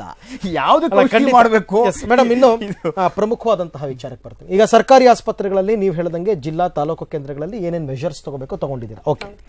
ಇನ್ನು ನೀವು ಖಾಸಗಿ ಹಾಸ್ಪಿಟಲ್ಸ್ಗಳಿಗೆ ಏನ್ ಡೈರೆಕ್ಷನ್ಸ್ ಕೊಟ್ಟಿದ್ದೀರಾ, ಏನಾದರೂ ಇದೆಯಾ ಆ ಥರ? ಹೌದು, ಈಗ ಮೊನ್ನೆ ಒಂದು ವಿಡಿಯೋ ಕಾನ್ಫರೆನ್ಸಿಂಗ್ ಕೂಡ ಹೆಲ್ತ್ ಮಿನಿಸ್ಟರ್ ಅವರು ಮಾಡಿದಾಗ ಖಾಸಗಿ ಆಸ್ಪತ್ರೆ, ಬೆಂಗಳೂರಿನಲ್ಲಿರೋ ಖಾಸಗಿ ಆಸ್ಪತ್ರೆ ಅವರ ಹತ್ರ ನೇರವಾಗಿ ಮಾತನಾಡಿದ್ರು, ಮತ್ತೆ ಇರುವಂತಹ ಖಾಸಗಿ ಆಸ್ಪತ್ರೆ ಅವರ ಹತ್ರ ವಿಡಿಯೋ ಕಾನ್ಫರೆನ್ಸಿಂಗ್ ಮುಖಾಂತರ ಮಾತಾಡಿದ್ರು. ಅವರ ಸಮಸ್ಯೆ ಏನಂತ ಕೂಡ ಅವ್ರು ಆಲಿಸಿದ್ರು. ಖಾಸಗಿ ಆಸ್ಪತ್ರೆನವರು ಹೇಳಿದ್ದು ಒಂದೇನಂದ್ರೆ, ನಮಗೆ ಔಷಧಿ ಮಾತ್ರೆಗಳು ಬೇಕಾಗ್ತದೆ. ಅಂದ್ರೆ ಔಷಧಿ, ಈಗ ಒಸಲ್ಟಮಿವಿರ್ ಕ್ಯಾಪ್ಸೂಲ್ಸ್ ಏನಿದೆ ಅಲ್ಲ, ಇದನ್ನ ಖಾಸಗಿ ಆಸ್ಪತ್ರೆ ಅವರು ಕೂಡ ಅವರಲ್ಲಿ ಯಾವುದೇ ಸಸ್ಪಿಷನ್ ಬಂದಿದ್ದಾಗ್ಲಿ ಅಥವಾ ಪಾಸಿಟಿವ್ ಬಂದಿದ್ದ ಕೇಸ್ಗಳಾಗ್ಲಿ ಫ್ರೀ ಆಗಿ ಕೊಡಬೇಕು, ಉಚಿತವಾಗಿ ಇದನ್ನ ಕೊಡಬೇಕು. ಅಂದ್ರೆ ಅವ್ರಿಗೂ ಫ್ರೀ ಆಗಿ ಸಪ್ಲೈ ಅವರಿಗೆ ನಮ್ಮ ಸರ್ಕಾರದಿಂದನೇ, ನಮ್ಮ DHOಗಳ ಮುಖಾಂತರನೇ ಫ್ರೀ ಆಗಿ ಕೂಡ ಹೋಗುತ್ತೆ. ಇದನ್ನ ಕೂಡ ಡಿಸ್ಕಷನ್ ಆಗಿ ಡಿಸೈಡ್ ಆಗಿ ಇಟ್ ಇಸ್ ಬಿನ್ ಮೆಡಿಕಲ್ ಸ್ಟೋರ್ಗಳಲ್ಲಿ. ಲಾಸ್ಟ್ ವೀಕ್ ನಾನು ಕೂಡ ರೆಪ್ರೆಸೆಂಟ್ ಮಾಡಿದೆ. ನಮ್ಮಲ್ಲಿ ಬ್ಯಾಂಗ್ಳೂರ್ನಲ್ಲಿ private hospitals and nursing homes association ಅಂತಿದೆ, ಫಾನಾ ಅಂತ, ಫಾನಾ ಬ್ಯಾಂಗ್ಳೂರ್ ಅಂತ. ನಮ್ಮ ಫಾನಾ ರೆಪ್ರೆಸೆಂಟೇಟಿವ್ಸ್ ನ ಹೆಲ್ತ್ ಮಿನಿಸ್ಟರ್ ಅವರು ಗವರ್ಮೆಂಟ್ಸ್ ಕಡೆಯಿಂದ ಕರೆದಿದ್ರು. ನಾವೆಲ್ಲ ಡಿಸ್ಕಷನ್ ಹೋಗಿದ್ವಿ. ಅದರಲ್ಲಿ ಅದನ್ನ ಶೂಟ್ ಮಾಡಿದ್ದಾರೆ. ನಮ್ಮಲ್ಲಿ ಯಾವುದೇ, ಯಾಕಂದ್ರೆ ನಿಮ್ಗೆ ಗೊತ್ತಿರ್ಬೋದು, ಈಗ ಅದು H1N1 ಅಂದ್ರೆ ಬರೀ ಈ ಲೋಯರ್ ಕ್ಲಾಸ್ ಅಲ್ಲಿ ಬರುತ್ತೆ, ಅವ್ರು ಬರೀ ಗವರ್ಮೆಂಟ್ ಹಾಸ್ಪಿಟಲ್ ಹೋಗ್ತಾರೆ ಅಂತೆಲ್ಲ ಅದಕ್ಕೆ ನಾನು ಕೇಳಿದ್ದೆ, ಎಲ್ಲರಿಗೂ ಬರುತ್ತೆ. ಸೊ ಹಾಗಾಗಿ ನಾವು ಕೂಡ ಟ್ರೀಟ್ ಮಾಡ್ತೀವಿ. ಪ್ರೈವೇಟ್ ಹಾಸ್ಪಿಟಲ್ಸ್ ಅಲ್ಲಿ ಕೂಡ ತುಂಬಾನೇ, ನನ್ನ ಪ್ರಕಾರ ಮೋರ್ ದನ್ 60% ಕೇಸಸ್ ನ ಪ್ರೈವೇಟ್ ಹಾಸ್ಪಿಟಲ್ ಅವರೇ ಟ್ರೀಟ್ ಮಾಡ್ತಾ ಇದ್ದಾರೆ. ಸೊ ಹಾಗಾಗಿ ಅದನ್ನ ನಾವು ಆ ಸ್ಟ್ಯಾಟಿಸ್ಟಿಕ್ಸ್ ನ ಪುಟ್ ಫೋರ್ತ್ ಮಾಡಿದಾಗ ಅದಕ್ಕೆ ನಮ್ಗೆ ಅಶ್ಯೂರೆನ್ಸ್ ಕೊಟ್ಬಿಟ್ಟು ಟಮಿ ಫ್ಲೂ ಅದನ್ನೆಲ್ಲ ನಾವು ನಿಮ್ಗೆ ರಿಕ್ವೆಸ್ಟ್ ಮಾಡಿ ನಿಮ್ಗೆ ನಾವು ಸಪ್ಲೈ ಕೊಡ್ತೀವಿ, ಯಾಕಂದ್ರೆ ಅದ್ರ ಅವೈಲಬಿಲಿಟಿನೇ ಇಲ್ಲ. ಸೊ ಹಾಗಾಗಿ ಅದನ್ನೆಲ್ಲ ಇವಾಗ it is now available and it is also being given. ಏನಂದ್ರೆ ಡಯಾಗ್ನೋಸ್ ಮಾಡಿದಾಗ್ಲೇ ಕೊಡ್ಬೇಕಂತಲ್ಲ, ಇಂತಿಷ್ಟು ಟ್ಯಾಬ್ಲೆಟ್ ನ ಅವರು ಅವ್ರ ಹತ್ರ ಇಟ್ಕೊಳ್ಬೇಕು as a stock, buffer stock ಇಟ್ಕೊಳ್ಬೇಕು. ಇದನ್ನ ಪ್ರೈವೇಟ್ ಹಾಸ್ಪಿಟಲ್ಸ್ ಅವ್ರು ಅದನ್ನ ಇಟ್ಕೊಂಡು ಪೇಷಂಟ್ಸ್ ಬಂದಾಗ ಅದನ್ನ ಕೊಟ್ಟು ನನಗೆ ಮತ್ತೆ ಬೇಕಂತ. ಏನಾಗುತ್ತೆ ಅಂತಂದ್ರೆ ಬರ್ದಿದ್ದವರು ಪ್ರಿಕಾಷನರಿ ಮನೆಗೆ ತಗೊಂಡೋಗಿ ಇಟ್ಕೊಂಡಿರ್ತಾರೆ. That is not necessary. ನಾವು ರಿಪೋರ್ಟಿಂಗ್ ಕೂಡ ಇದೆ. ಈಗ ಒಂದು ಐ ಥಿಂಕ್ ಡಾಕ್ಟರ್ ಹೇಳಿದಂಗೆ ನಮ್ಮ ಪ್ರೈವೇಟ್ ಹಾಸ್ಪಿಟಲ್ ಸೈಡ್ ಇಂದ ಕೂಡ ನಾವು ರಿಪೋರ್ಟ್ ಕಳಿಸಬೇಕಾಗತ್ತೆ ಗವರ್ಮೆಂಟ್ಗೆ.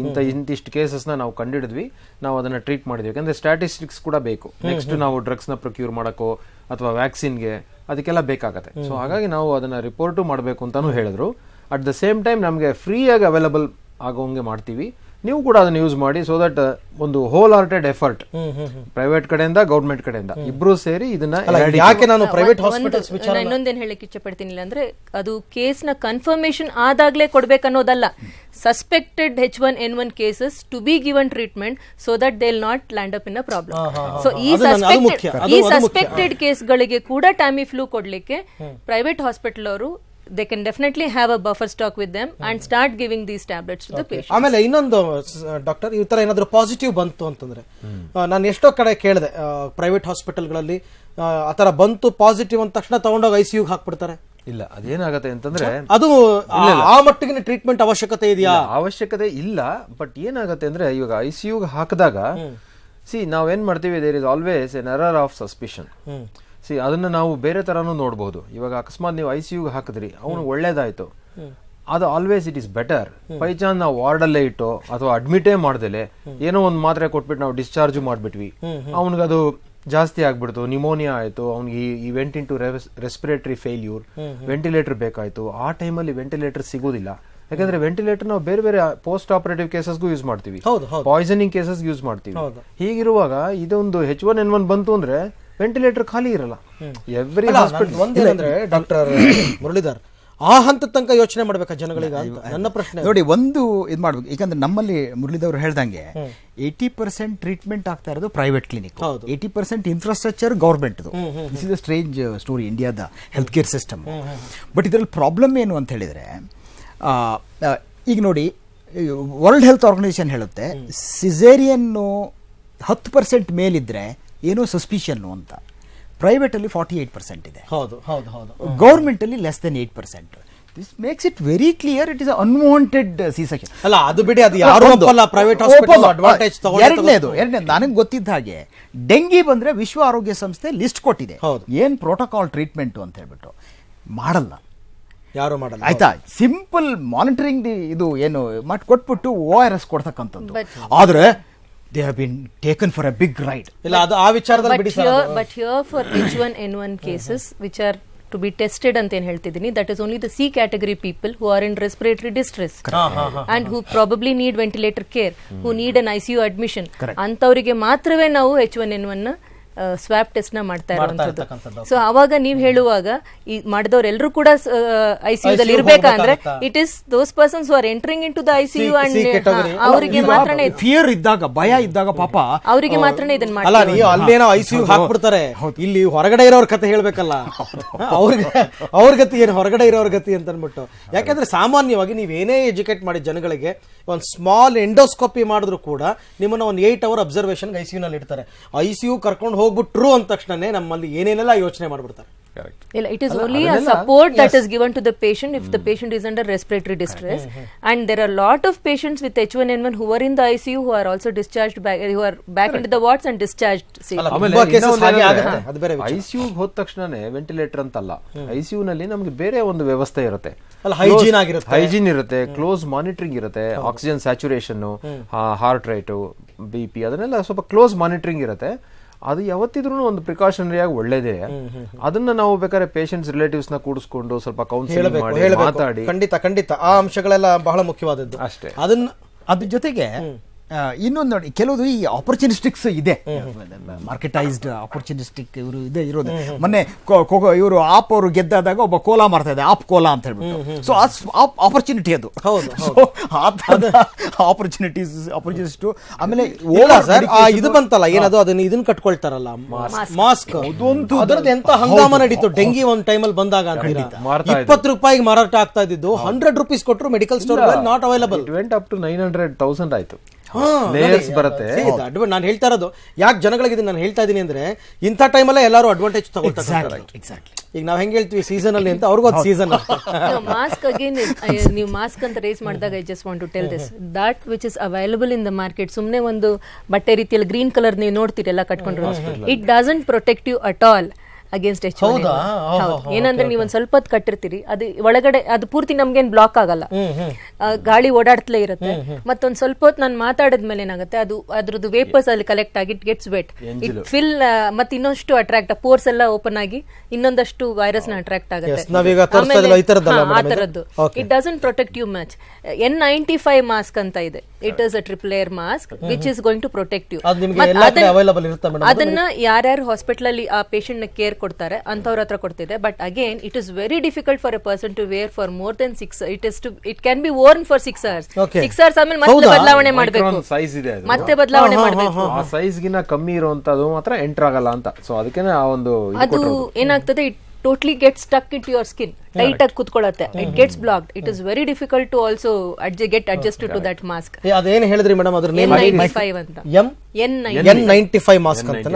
ಆಮೇಲೆ ಈ ಹೈ ರಿಸ್ಕ್ ಗ್ರೂಪ್ಸ್ ಅಲ್ಲಿ ಇರೋಂಗೆ, ಇವಾಗ ಡಾಕ್ಟರ್ ಹೇಳ್ದಂಗೆ ಕೆಲವು ನರ್ಸಸ್, ಪ್ಯಾರಾಮೆಡಿಕ್ಸ್, ಇವನ್ ಡಾಕ್ಟರ್ಸ್ ಅಂತವ್ರಿಗೆ ಇವಾಗ ಈ ತರ ರ್ಯಾಂಪೆಂಟ್ ಇದೆ ಅನ್ನೋ ಟೈಮಲ್ಲಿ ಅವ್ರಿಗೆ ಅದನ್ನ ಅಡ್ವೈಸ್ ಮಾಡಲೇಬೇಕು. Personal protective equipment. ಎಷ್ಟು ಪ್ರಾಬ್ಲಮ್ ಅಂದ್ರೆ ನೋಡಿ, ಸಾಮಾನ್ಯ ಈ ವಿಂಟರ್ ಸೀಸನ್ ಅಂತಂದ್ರೆ ಮಕ್ಕಳಲ್ಲಿ ಹೆಚ್ಚಿಗೆ ಕೋಲ್ಡ್ ಅಂಡ್ ಕಾಫ್ ಕಾಣಿಸ್ಕೊಳ್ತಾನೆ ಇರುತ್ತೆ. ನಾರ್ಮಲ್ ಕೋಲ್ಡ್ ಅಂಡ್ ಕಾಫ್, ನಾನು H1N1 ಬಗ್ಗೆ ಪಾಪ್ಯುಲೇಷನ್ ಬಂದು ಹೋಗ್ತಕ್ಕ ಅದೇನಾಗ್ಬಿಡುತ್ತೆ, ಕೋಲ್ಡ್ ಅಂಡ್ ಕಾಫ್ ಬಂತು ಅಂದ ತಕ್ಷಣ ನಾವ್ ಇಷ್ಟೆಲ್ಲ ಹೇಳಿ ಜನಗಳ ಮನಸ್ಸಿಗೆ ಅದೇ ತುಂಬಿಕೊಳ್ಳುತ್ತೆ. ಅದಕ್ಕೆ ಪ್ಯಾನಿಕ್ ಆಗೋದವ್ರು. ಅದನ್ನ ಆ ಒಂದು ಇದನ್ನ ಹೋಗ್ಲಾಡಿಸ್ಬೇಕು ಅಂತಕ್ಕಂಥದ್ದೇ ನಮ್ಮ ಉದ್ದೇಶ ಕೂಡ. ಅದಕ್ಕೋಸ್ಕರ ಪ್ರತಿಯೊಬ್ರು ಕೂಡ ಏನ್ ನಮ್ಗೆ ಒಂಚೂರು ಕಾಫ್ ಆಯ್ತು, ಒಂಚೂರು ಕೋಲ್ಡ್ ಆಯ್ತು, ವೈದ್ಯರಲ್ಲಿ ಹೋಗಿ ಪರೀಕ್ಷೆ ಮಾಡಿಸ್ಕೊಳ್ಳಿ, ವೈದ್ಯರಲ್ಲಿ ಹೋಗಿ ಪರೀಕ್ಷೆ ಮಾಡಿಸ್ಕೊಳ್ಳಿ. ಅವಾಗ ವೈದ್ಯರು ಅದನ್ನ ಹೌದು ಇದು ಇರಬಹುದು H1N1 ಅಂತ ಹೇಳಿದಾಗ ಮಾತ್ರ ಅವರೇ ಅದಕ್ಕೆ ಟ್ರೀಟ್ಮೆಂಟ್ ಹಾಕ್ಬಿಡ್ತಾರೆ. ಸೊ ನಾನಾಗೆ ಅದನ್ನ ಟ್ರೀಟ್ಮೆಂಟ್ ತಗೊಳ್ಳಿಕ್ಕೆ ನೀವು ಹೇಳ್ತೀರಿ ಅದು ಮೆಡಿಕಲ್ ಸ್ಟೋರ್ಸ್ ಅಲ್ಲಿ ಹೋಗಿ ಔಷಧಿ ತಗೊಳ್ತಾರೆ, ಅಥವಾ ಮನೇಲಿ ನೋಡೋಣ ಬಿಡು ಇದು ಸಾಧಾರಣ ನೆಗಡಿ ಬಂದಿದೆ ಅಲ್ವಾ, ಈಗ ಅವ್ರು ಹೇಳಿದ್ರು 1 ವಾರ ಅಥವಾ 7 ದಿವಸ, ಈ ರೀತಿಯಲ್ಲಿ ನಾವು ಕೂತ್ಕೊಳ್ಳೋದು ಒಳ್ಳೇದಲ್ಲ. ಇದನ್ನ ಪ್ರತಿಯೊಬ್ರು ಕೂಡ ಸಾಮಾನ್ಯ ಜನರಾಗ್ಲಿ ಎಲ್ಲರೂ ಕೂಡ ಇದನ್ನ ತಿಳ್ಕೊಬೇಕು. ವಾಯ್ದೆ ಜ್ವರ ಅಂತ ಇದ್ರು ಹಳೆ ಕಾಲದಲ್ಲಿ ಅಜ್ಜಿ, ಅದು ವಾಯ್ದೆ ಜ್ವರ ಬಿಡಿ 3 ದಿನಕ್ಕೆ ಒಂದ್ಸರ್ತಿ ಬರುತ್ತೆ, 3 ದಿನ ಬಿಟ್ಟು ಹೋಗುತ್ತೆ, 5 ದಿನ ಬಿಟ್ಟು ಹೋಗುತ್ತೆ ಅಂತೆಲ್ಲ, ಹಂಗೆ ಅದೇ ಬಂದ್ಬಿಟ್ಟಿದೆ. ಒಂದು ವೈರಲ್ ಫೀವರ ಮೆಡಿಸನ್ ತಗೊಂಡ್ರೆ 5 days ಅಲ್ಲಿ ಹೋಗ್ಬೇಕು, ಆ ಥರ ಲೆಕ್ಕಾಚಾರ ಇವಾಗ ಎಲ್ಲರಿಗೂ. ಆಮೇಲೆ ಈಗ ಮಗುಗೆ ಏನೋ ಬಂದಿರುತ್ತೆ ಅನ್ಕೊಳ್ಳಿ, ಏನ್ ಪ್ರಿಸ್ಕ್ರಿಪ್ಷನ್ ಕೊಟ್ಟಿರ್ತಲ್ಲ ಅದನ್ನ ಬರ್ದಿಟ್ಕೋತಾರೆ ಡೈರಿನಲ್ಲಿ, ನೆಕ್ಸ್ಟ್ ಮಗುಗೆ ಬಂದ್ರೆ ಅದನ್ನೇ ತಗೊಂಡ್ಬರ್ತಾರೆ ಮತ್ತೆ, ಹೀಗೆಲ್ಲ ಮಾಡ್ತಾ ಇರ್ತಕ್ಕಂಥದ್ದು. ಆಮೇಲೆ ಇನ್ನೊಂದು ಏನಂದ್ರೆ ಈಗ ಎಷ್ಟೋ ಮನೆಗಳು ಈಗ್ಲೂ ಹಳೆ ಕಾಲದ ಪದ್ಧತಿ ನಾವು ಈಗ್ಲೂ ನೋಡ್ತೀವಿ. ಏನಪ್ಪಾ ಅಂದ್ರೆ ಇವಾಗ ಒಂದು ಜ್ವರ ಬಂದಿದೆ, ಕಷಾಯ ಕೊಡು, ನೀರ್ನ ಬಾರಿ ಕಮ್ಮಿ ಕೊಡು, ಯಾವುದು ಎಲ್ಲಾನು ತಪ್ಪೆ. ನೀರ್ ಆಕ್ಚುಲಿ ಜ್ವರ ರಿಪೀಟೆಡ್ ಆಗಿ ಬಂದಾಗ ಮೈಯಿಂದ ಡಿಹೈಡ್ರೇಷನ್ ಆಗ್ಬಿಡುತ್ತೆ. ಗೊತ್ತೇ ಇರಲ್ಲ, ಒಂದು ಸಣ್ಣ ಒಂದು 10 ವರ್ಷದ ಮಗುನಲ್ಲಿ 1 ಲೀಟರ್ ನೀರ್ ಹೋಗುತ್ತೆ. ಒಂದ್ಸತಿ ಜ್ವರ ಬಂದ್ರೆ ವಾಟರ್ ವೇಪರ್ ನಿಂದ. ಸೊ 3 ಸತಿ ಜ್ವರ ಬಂದ್ಬಿಟ್ರೆ 3 ಲೀಟರ್ ಹೋಗುತ್ತೆ. ನಾವು ಯಾವ ಮಗುಗ್ 3 ಲೀಟರ್ ನೀರ್ ಕೊಡ್ತೀವಿ? ಹಾಗಾಗಿ ನಾವು ಅದನ್ನೆಲ್ಲ ಹೇಳ್ಬೇಕು. ಹೈಡ್ರೇಷನ್ ನಿಜ. ಈಗ ನಮ್ಗೆ ಮೊದ್ಲೆಲ್ಲ ಏನ್ ಮಾಡ್ತಿದ್ರು, ಜ್ವರ ಬಂದಾಗ ಅಯ್ಯೋ ನೀರ್ ಕುಡಿಬೇಡ ಅಂತ ಇದ್ರು, ನೀರ್ ಕುಡಿಸ್ಬೇಕ. ಅದು ಮೆಡಿಕಲ್ ಸೈನ್ಸ್ ತಪ್ಪು ಮಾಡಿದೆ. ಹಿಂದೆ ಸುಟ್ಕೊಂಡ್ರೆ ನೀರ್ ಹಾಕ್ಬೇಡಿ ಅಂತಿದ್ರು, ನೀರ್ ಅಲ್ವಾ ಹೊಪ್ಪಳೆ ಬರುತ್ತೆ ಅಂತ. ಇವಾಗ ಏನಾಗಿದೆ, ಇಟ್ಸ್ ಎಂಟೈರ್ಲಿ ಬಟ್ ಇದ್ರ ಜೊತೆಯಲ್ಲಿ ಇನ್ನೊಂದು ಏನಾಗಿದೆ ಗೊತ್ತಾ, ಈ ಕಾಯಿಲೆ ಬಂದಾಗ 2009ರಲ್ಲಿ ಅಮೆರಿಕದಲ್ಲಿ ಬಂದಾಗ, ಇದು ಇನ್ನು ಬಂದಿದ್ದು ಇಂಟ್ರೆಸ್ಟಿಂಗ್ ನೋಡಿ. ಒಂದು ಈ ವೈರಾಣು ಇಷ್ಟು ಡೆಡ್ಲಿ ಆಗೋದಕ್ಕೆ ಕಾರಣ ಒಂದು ಮನುಷ್ಯನಲ್ಲೇ ಇದ್ದಿದ್ದು ಒಂದೊಂದು ಹಂದಿ, ಇನ್ನೊಂದು ಕೋಳಿ, ಇವೆಲ್ಲ ಮಿಕ್ಸ್ ಆಗಿ ಬಂದಿರತಕ್ಕಂಥದ್ದು. ಈಗ ಏನು ಹೇಳ್ತಾರೆ ಇವತ್ತು, ಇದಕ್ಕೆ ಮೂಲ ಕಾರಣ ಏನು ಅಂತಲೂ ಕೇಳಬೇಕಂತೆ. ನಮ್ಮ ಫಾರ್ಮಿಂಗ್ ಸಿಸ್ಟಮ್ಮು, ಈಗ ಹಂದಿ ಹಿಂದೆ ಯಾರೋ 4 ಆಗ್ತಾ ಇದೆ, ಇವಾಗ 10 ಲಕ್ಷ ಒಂದು ಕಡೆ ಇರುವಂಥದ್ದಿದೆ. ಹೌದು ಸ್ಪ್ರೆಡ್ ಆದ್ರೆ ಮತ್ತೆ ಗ್ಲೋಬಲೈಸ್. ಇದರಲ್ಲಿ ಏನ್ ತಿಳ್ಕೊಳ್ಬೇಕು ನಾವಂದ್ರೆ, ಈಗ ಇರುವಂತ H1N1 ಇದು ಹಂದಿ ಅಲ್ಲ, ಜನರಲ್ ಇದು ಒಂದು ಬಹಳ ಕೆಟ್ಟ ಮೂಲ. ನಾವು ಏನದಕ್ಕೆ how do epidemiologically if you look at the root cause, exactly. But ಈಗ ಇರುವಂತಹ ಒಂದು ಟರ್ಮಿನಾಲಜಿ ಏನಿದೆ, it is H1N1, it is no longer associated with, it is no longer swine flu, ಹಂದಿ ಜ್ವರ ಅಲ್ಲ. ಈಗ H1N1 ಅಂತಕ್ಕಂಥದ್ದು ಹಂದಿ ಜ್ವರ ಅಲ್ಲ. ಇಲ್ಲ, ಇದನ್ನ H1N1 ಅಂತ ಅಷ್ಟೇ ಅಂದ್ಕೊಳ್ಳಿ, ಯಾಕಂದ್ರೆ ಹುಟ್ಟು ಅಲ್ಲಿಂದ ಬಂದಿರೋದ್ರಿಂದ ಹೆಸರು ಅಂತ ಕರೀತಾ ಇದ್ದಾರೆ. ಮತ್ ಸುಮಾರು ಜನರಲ್ಲಿ ನಾನು ಹಂದಿ ತಿನ್ಬೋದಾ, ಈ ಹಂದಿಗಳು ಇಷ್ಟೊಂದು ಸಾಕಾಣಿಕೆ ಮಾಡ್ತಿದಾರಲ್ಲ ಅದನ್ನ ಪರವಾಗಿಲ್ವಾ, ಹಂದಿಗಳನ್ನೆಲ್ಲ ಕೊಲ್ಬೇಕಾ, ಈ ರೀತಿಯಾದ ಭಾವನೆ ಬರ್ತಾ ಇದೆ. ಸೊ ಇಲ್ಲಿ ಜನರಲ್ಲಿ ಒಂದು ತಿಳ್ಕೊಬೇಕಾಗಿರೋದ್ರಿಂದ ಹಂದಿಗೂ ಈ H1N1 ಗೆ ಈಗ ಜನರಲ್ಲಿ ಹರಡ್ತಾ ಇರುವಂತದಕ್ಕೂ ಸಂಬಂಧ ಇಲ್ಲ. ಮತ್ತೆ ಈಗ ಕೆಲವು ಕಡೆ ನಾನು ಓದ್ದೆ, ಏನ್ ಮಾಡಬಹುದು, ಹೇಗೆ ಹರಡುತ್ತೆ, ಬೇಯಿಸಿ ತಿನ್ಬೇಕು, ಹಂದಿ ಮಾಂಸ ತಿಂತಕ್ಕಂತ. It is now not at all with the ಹಂದಿ, ಹಂದಿಗೂ ಇದಕ್ಕೂ ಸಂಬಂಧನೇ ಇಲ್ಲ. In general it holds good because of the tapeworm and whole lot of issues associated with right now for H1N1 let us not say it is because of handi. You just take it out, it is not handi at all. It is from human being to another human being. ಒಬ್ಬ ಮನುಷ್ಯನಿಗೆ ಬರುತ್ತೆ droplet infection, ಗಾಳಿನಲ್ಲಿ ಬರುವಂತದ್ದು. ಆದ್ರೂ ಅದೇ ನಮ್ಮಲ್ಲಿ ನೋಡಿ, ಆ ಹೆಸರು ಕೂಡ ಹಂದಿ ಜ್ವರ ಅನ್ನಕ್ಕೂ, ಜ್ವರ ಬಂದಿದೆ ಅನ್ನಕ್ಕೂ, ಹಂದಿ ಜ್ವರ ಬಂದಿದೆ ಅನ್ನೋದಕ್ಕೂ ಬಹಳ ವ್ಯತ್ಯಾಸ. ಕೆಲವು ಸರಿ ನೋಡಿ, ಲೆಪ್ರಸಿನ ಸೌತ್ ಅಮೆರಿಕಾದಲ್ಲಿ ಹ್ಯಾನ್ಸನ್ಸ್ ಡಿಸೀಸ್ ಅಂತ ಹೆಸರು ಚೇಂಜ್ ಮಾಡಿದ್ಮೇಲೆ ಅದರ ಭಯ ಹೋಯ್ತು. ಒಂದು ಭಯ, ಒಂದು ಕಾಯಿಲೆ ಭಯ ಕೂಡ. ಬಟ್ ಇದ್ರ ಒಳಗಡೆ ಇನ್ನೊಂದು ಹೇಳಬೇಕು, ಈ H1N1 ಇಂಥ ಮಾರಿ ಅಂತ ಹೇಳಿ ಇದು ಮಾಡಿದ್ರ ಬಗ್ಗೆ ಒಂದು ರಾಜಕೀಯವೂ ಇದೆ ಅಂತ ಹೇಳ್ತಾರೆ. ಯಾಕಂದ್ರೆ ರಮ್ಸ್ಫೆಲ್ಡ್ ನಿಮ್ಗೆ ಗೊತ್ತಿರಬೇಕು, US ಸೆಕ್ರೆಟರಿ ಆದವರು, ಅವರೇ ಒಂದು ಕಂಪನಿಯಲ್ಲಿ ಇನ್ವೆಸ್ಟ್ಮೆಂಟ್ ಮಾಡ್ತಾರೆ. ನಾನೇನ್ ಹೇಳಿದೆ, ಪ್ರತಿ 5 ವರ್ಷಕ್ಕೆ ಒಮ್ಮೆ ಇದು ಜಾಸ್ತಿ ಆಗುತ್ತೆ ಅನ್ನೋಂಥದ್ದು ಅನ್ಕೊಳ್ಳೋದಾದ್ರೆ 2009ರಲ್ಲಿ ಶುರು ಆಗಿತ್ತು. 2010ರಲ್ಲಿ we had 2552 cases, positive cases. And 2009ನಲ್ಲಿ 1799 ಕೇಸ್ ಇತ್ತು. But as of now it is 285 and hope will not increase more, ಬಿಸಿಲು ಬರ್ಲಿಕ್ಕೆ ಶುರು ಆಗ್ಲಿ ಅಂತ ಅನ್ಕೊಳ್ಳೋಣ, ಚಳಿಗಾಲ ಹೋಗ್ಲಿ ಅಂತ. Sunshine is a good disinfectant. ಅಲ್ಲ, ಅದು ನೋಡಿ ಹೆಂಗಾಗುತ್ತೆ ಅಂದ್ರೆ, ಈಗ ಸಮ್ಮರ್ ಅಲ್ಲೂ ಅಷ್ಟೇನೆ, ಬೇಗ ಮಳೆ ಬರಲಿಲ್ಲ ಅಂತಂದಾಗ ಸಮ್ಮರ್ ಹೆಚ್ಚಾಗ್ತಾ ಆಗ್ತಾ ಮತ್ತೆ ಯಾವ್ದಾದ್ರು ಈ ತರ ಡಿಸೀಸ್ ಗಳು ಹುಟ್ಕೊಳ್ತವೆ, seasonal variations. So that way this year it is less as what we had expected. ಇದನ್ನ ಹಂದಿ ಜ್ವರ ಅಂತಕ್ಕಂಥದ್ದು ಬೇಡ, ಬಹಳ ಒಳ್ಳೆ ಇನ್ಫಾರ್ಮೇಶನ್ಸ್. ಇದನ್ನ H1N1 ಅಂತ ನಾವು ಹೇಳ್ಬೇಕಾಗುತ್ತೆ. ಯಾಕೆಂದ್ರೆ ಒಂದು ವಾಟ್ಸ್ಆಪ್ ಅಲ್ಲೆಲ್ಲ ಓಡಾಡ್ತಾ ಇತ್ತು, ಒಂದು ಬರ್ಡ್ ಮತ್ತೆ ಒಂದು ಪಿಗ್ ಎರಡು ಮದುವೆ ಆದ್ರಂತೆ, ನೆಕ್ಸ್ಟ್ ಡೇ ಇಬ್ರು ಸತ್ತೋಗ್ಬಿಟ್ರಂತೆ. Bird died because of H1N1 and pig died because of bird flu ಅಂತ ಹೇಳಿ. ಸೊ ಹಾಗಾಗಿ ಜನಗಳಿಗೆ ನಾವು ಯಾಕೆ ಇಷ್ಟು ಇದಾಗಿ ಹೇಳ್ತಾ ಇದೀವಿ ಅಂದ್ರೆ, ನೀವು ಭಯ ಪಟ್ಕೊಳ್ಳೋಂಥದ್ದು ಏನಿಲ್ಲ. ತಲೆ ಮೇಲೆ ಏನೋ ಆಕಾಶ ಬಿದ್ದುಬಿಟ್ಟಿದೆ ಅಂತಂದ್ಬಿಟ್ಟು. ಇನ್ನು ಅಂತಿಮ ಹಂತದ ಚರ್ಚೆಗೆ ಬರೋಣ. ಒಂದು ವೇಳೆ ಈ ರೀತಿ ಆಗಿ ನೀವು ಯಾವುದಾದ್ರೂ ಒಂದು ಸರ್ಕಾರಿ ಆಸ್ಪತ್ರೆಗೋ ಖಾಸಗಿ ಆಸ್ಪತ್ರೆಗೆ ಹೋದಾಗ ನಿಮ್ಗೆ ಅಲ್ಲಿ ಏನು ಟ್ರೀಟ್ಮೆಂಟ್ ಸಿಗಬೇಕು, ಒಂದು ವೇಳೆ ಸಿಗ್ತಾ ಇಲ್ಲ ಅಂತಂದರೆ ಮುಂದೆ ಏನು ಮಾಡಬೇಕು? ಚರ್ಚೆಯನ್ನು ಮುಂದುವರಿಸ್ತೀನಿ ಒಂದು ಪುಟ್ಟ ಬ್ರೇಕ್ನ ನಂತರ.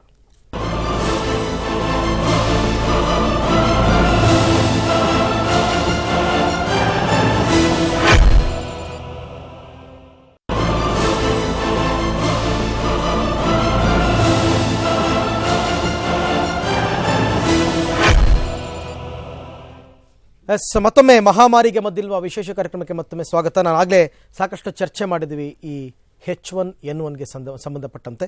ಇನ್ನು ಮುಂದೆ ನಾವು ಕೂಡ ಹಂದಿ ಜ್ವರ ಅನ್ನೋ ಪದವನ್ನು ಬಳಕೆ ಮಾಡೋದಿಲ್ಲ. ಸೊ ಮೇಡಮ್, ಇವಾಗ ಟ್ರೀಟ್ಮೆಂಟ್ಗಳಿಗೆ ಬರೋದಾದರೆ ಪ್ರಾಥಮಿಕ ಆರೋಗ್ಯ ಕೇಂದ್ರಗಳಲ್ಲಿ, ಜಿಲ್ಲಾ ಕೇಂದ್ರಗಳಲ್ಲಿ ಒಂದು ವೇಳೆ ಸರಿಯಾದ ಟ್ರೀಟ್ಮೆಂಟ್ ಸಿಗ್ತಾ ಇಲ್ಲ ಅನ್ನೋದಾದರೆ ಏನು ಮಾಡಬೇಕು ಪಬ್ಲಿಕ್? ಟ್ರೀಟ್ಮೆಂಟ್ ಸಿಗ್ತಾ ಇದೆ, ಮಾತ್ರೆಗಳೆಲ್ಲ ಕಡೆನೂ ಅವೈಲಬಿಲಿಟಿ ಇದೆ ನನಗೆ ಹೇಳ್ದಂಗೆನೆ. ಆಮೇಲೆ ಬೆಂಗಳೂರನ್ನ ತಗೊಳ್ಳೋದಾದ್ರೆ ಬೆಂಗಳೂರಿನ DHO ಆಫೀಸ್ ಬಂದು 10 ಗಂಟೆಯಿಂದ 5 ಗಂಟೆವರೆಗೆ ಒಂದು ಫೋನ್ ನಂಬರ್ ಹೇಳಿದ್ದಾರೆ. ಅದಕ್ಕೆ ಯಾವಾಗಲೇ ಫೋನ್ ಮಾಡಿದ್ರು ಕೂಡ ಅವರಿಗೆ ಔಷಧಿಗಳಾಗ್ಲಿ, ಯಾವುದೇ ಒಂದು ಪ್ರೈವೇಟ್ ಹಾಸ್ಪಿಟಲ್ ಇರ್ಬೋದು, ಯಾವುದೇ ಒಂದು common man also, they can call them and go there, get tested and they can take the tablets if it is necessary again. ಇನ್ನೊಂದು BBMPಯ ದಾಸಪ್ಪ ಹಾಸ್ಪಿಟಲ್ ಅಂತ ಟೌನ್ ಹಾಲ್ ಹತ್ರ ಇದೆ, ಅವರು ಕೂಡ 24/7 ದೇ ಆರ್ ಓಪನ್. ಅಲ್ಲಿ ವೈದ್ಯರು ಕೂತಿರ್ತಾರೆ, ಅವರಲ್ಲಿ ಕೂಡ ಹೋಗಿ ಪರೀಕ್ಷೆ ಮಾಡಿಸ್ಕೊಳ್ಳಿ. ಮತ್ತೆ ಇನ್ನೊಂದು, ನೀವು ಆಗ ಬ್ರೇಕ್ ನಲ್ಲಿ ಒಂದು ಮಾಹಿತಿ ಕೊಡ್ತಾ ಇದ್ರಿ, ಈ ವರ್ಷ ಕಡಿಮೆ ಇದೆ ಆಕ್ಚುಲಿ ಸ್ಟಾಟಿಸ್ಟಿಕ್ಸ್ ಪ್ರಕಾರ. ಅದನ್ನು ಕೂಡ ಒಂದ್ಸರ್ತಿ ಹೇಳಿ, ಜನಗಳಿಗೆ ಈ ವರ್ಷನೇ ಸಿಕ್ಕಾಬಟ್ಟೆ ಆಗ್ಬಿಟ್ಟಿದೆ ಅನ್ನೋ ಒಂದು ಫೀಲಿಂಗ್ಸ್ ಹೋಗುತ್ತೆ ಅದರಿಂದ. ಇಲ್ಲ, 2009ರಲ್ಲಿ 1799 ಕೇಸ್ ಪಾಸಿಟಿವ್ ಇದ್ವು. ಆಮೇಲೆ 2010ರಲ್ಲಿ 2500ಕ್ಕೂ ಹೆಚ್ಚು ಜನಕ್ಕೆ ಇದು ಪಾಸಿಟಿವ್ ಇತ್ತು. ನಮ್ಮ ರಾಜ್ಯದಲ್ಲಿ ನಾವೇನ್ ಹೇಳ್ತೀವಿ, ಪ್ರತಿ 5 ವರ್ಷಕ್ಕೊಮ್ಮೆ ಹೆಚ್ಚಿಗೆ ಆಗತ್ತೆ ಇದು ಅನ್ನೋದು. ಆ ಲೆಕ್ಕದಲ್ಲಿ ತಗೊಂಡ್ರೆ ಈ ವರ್ಷ ಖಂಡಿತ ಅದಾಗಿಲ್ಲ, ಕಡಿಮೆ ಇದೆ.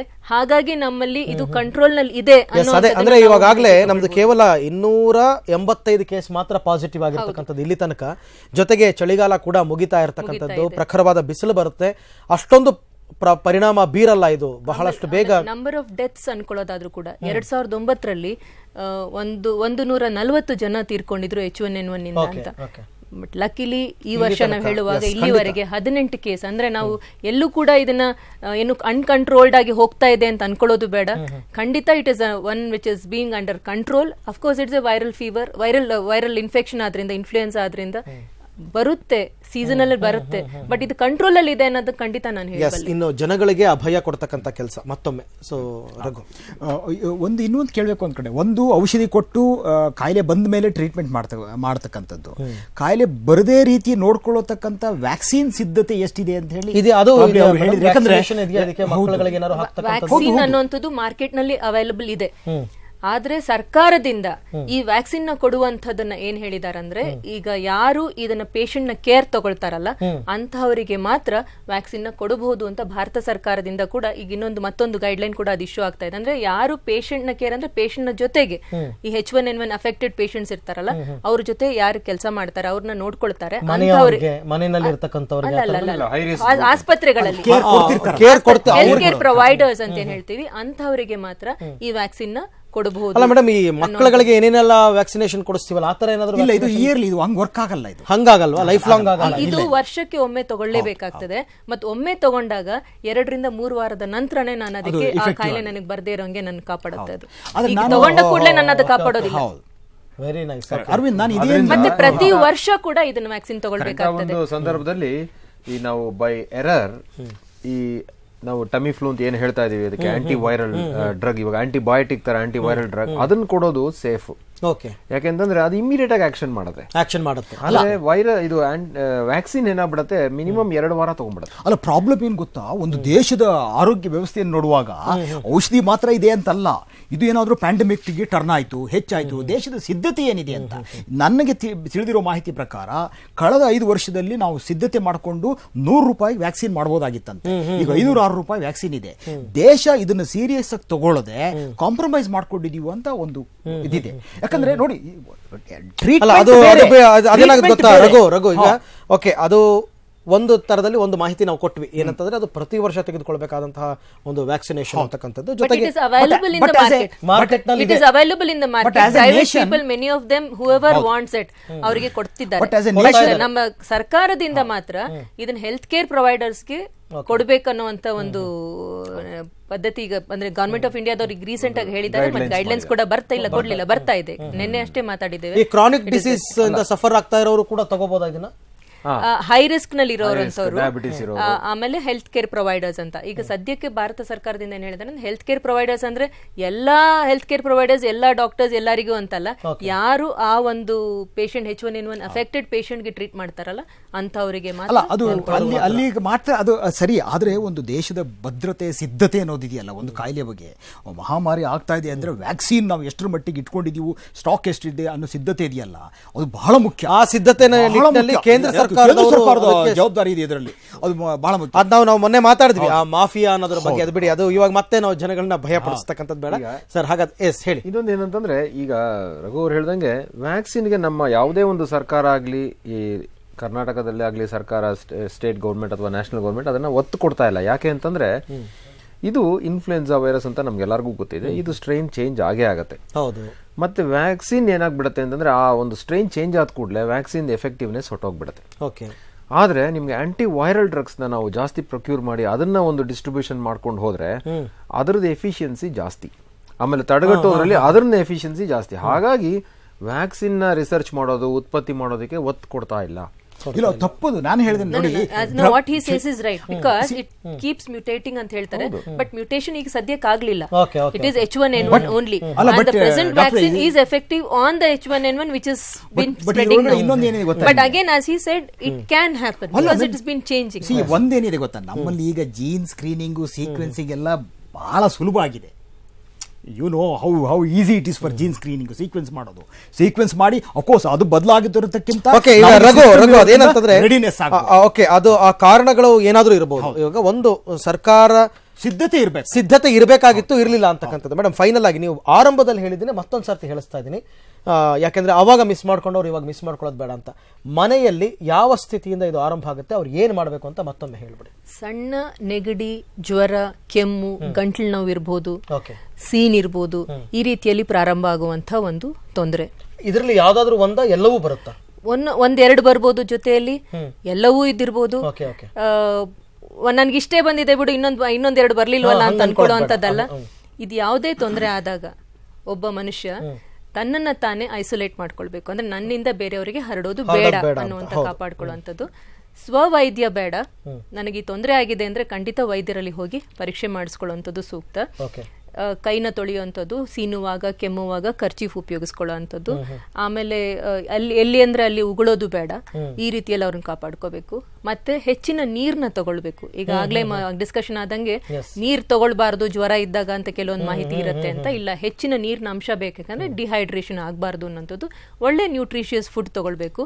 ಸಕ್ಕರೆ ಕಾಯಿಲೆ ಅಥವಾ ಹೈಪರ್ ಟೆನ್ಷನ್ ಅಥವಾ ಕಿಡ್ನಿ ಡಿಸೀಸ್ ಇದು ಯಾವುದೇ ಇರುವಂತವ್ರು ಅದನ್ನ ಒಂದು ಕಂಟ್ರೋಲ್ ನಲ್ಲಿ ಇಟ್ಕೊಳ್ಳುವಂತದ್ದಾಗಬೇಕು. ಗರ್ಭಿಣಿ ಸ್ತ್ರೀ ಅಥವಾ ಸಣ್ಣ ಮಕ್ಕಳು ಇವ್ರಂತವ್ರಿಗೆ ಬಂದಿದೆ ಅಂದ್ರೆ ಮಾತ್ರ ವೈದ್ಯರಲ್ಲಿ ಖಂಡಿತ ಈ ಪ್ರಾಬ್ಲಮ್ ಇದ್ದವರು ವೈದ್ಯರಲ್ಲಿ ಹೋಗಿ ಪರೀಕ್ಷೆ ಮಾಡಿಸ್ಕೊಳ್ಳೇಬೇಕಾಗ್ತದೆ. ಆಮೇಲೆ ಒಂದು ವೇಳೆ ಅದು ಪಾಸಿಟಿವ್ H1N1 ಮತ್ತೆ ಪ್ರತಿಯೊಬ್ಬರಿಗೂ ಕೂಡ ಸಸ್ಪೆಕ್ಟ್ ಮಾಡಿದ ಕೂಡಲೇ ಈ H1N1 ನ ಸ್ವಾಬ್ ಟೆಸ್ಟಿಂಗ್ ಖಂಡಿತ ಬೇಕಾಗಿಲ್ಲ. ಅದು ಅವರು ಡಿಸೈಡ್ ಮಾಡ್ತಾರೆ, ಡಾಕ್ಟರ್ ವೈದ್ಯರೇ ಡಿಸೈಡ್ ಮಾಡ್ತಾರೆ. ಯಾವಾಗ ಮುರಳೀಧರ್ ಕೊನೆಯದಾಗಿ, ಸೊ ಜನಗಳು ಆ ಮಟ್ಟಿಗಿನ ಈಗೇನ್ ಭಯ ಪಟ್ಕೊಳ್ತಾ ಇದಾರಲ್ಲ, ಆ ಮಟ್ಟಿಗಿನ ಭಯ ಪಡ್ತಕ್ಕಂತ ಅವಶ್ಯಕತೆ ಇಲ್ಲ.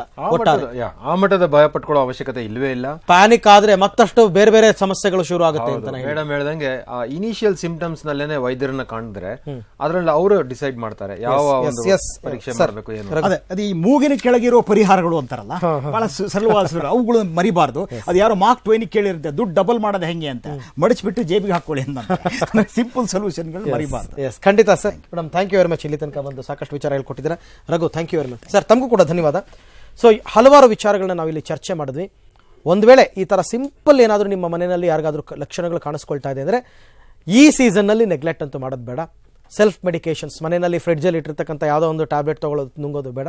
ಸ್ವಲ್ಪ ಎಚ್ಚರಿಕೆಯಿಂದ ಇದ್ದರೆ ನಿಮ್ಮ ಮನೆಯಲ್ಲಿ ಬೇರೆಯವ್ರಿಗೂ ಹಬ್ಬದನ್ನು ತಡಿಬಹುದು, ತಾವು ಕೂಡ ಅದರಿಂದ ಆಗ್ಬೋದು. ಒಂದು ವೇಳೆ H1N1 ಇದೆಯಪ್ಪ ಪಾಸಿಟಿವ್, ತಲೆ ಕೆಡಿಸ್ಕೊಳ್ಳೋವಂಥದ್ದು ಬೇಡ. ನೀವು ತಲೆ ಕೆಡಿಸ್ಕೊಂಡಷ್ಟು ಜಾಸ್ತಿ ಆಗುತ್ತೆ. ಆರಾಮವಾಗಿ ಸಾಕಷ್ಟು ಒಳ್ಳೆ ಮೆಡಿಸಿನ್ ಸಿಗ್ತಾ ಇದೆ. ಅದೇನು ವರ್ಷಾನುಗಟ್ಟಲೆ ತಗೊಳ್ಳೋಂಥ ಮೆಡಿಸಿನ್ ಅಲ್ಲ, 5 ದಿವಸದಲ್ಲಿ ನಿಮಗೆ ಅದು ಕಂಟ್ರೋಲ್ ಬರೋ ಹಾಗೆ ಡಾಕ್ಟರ್ ಮಾಡ್ತಾರೆ.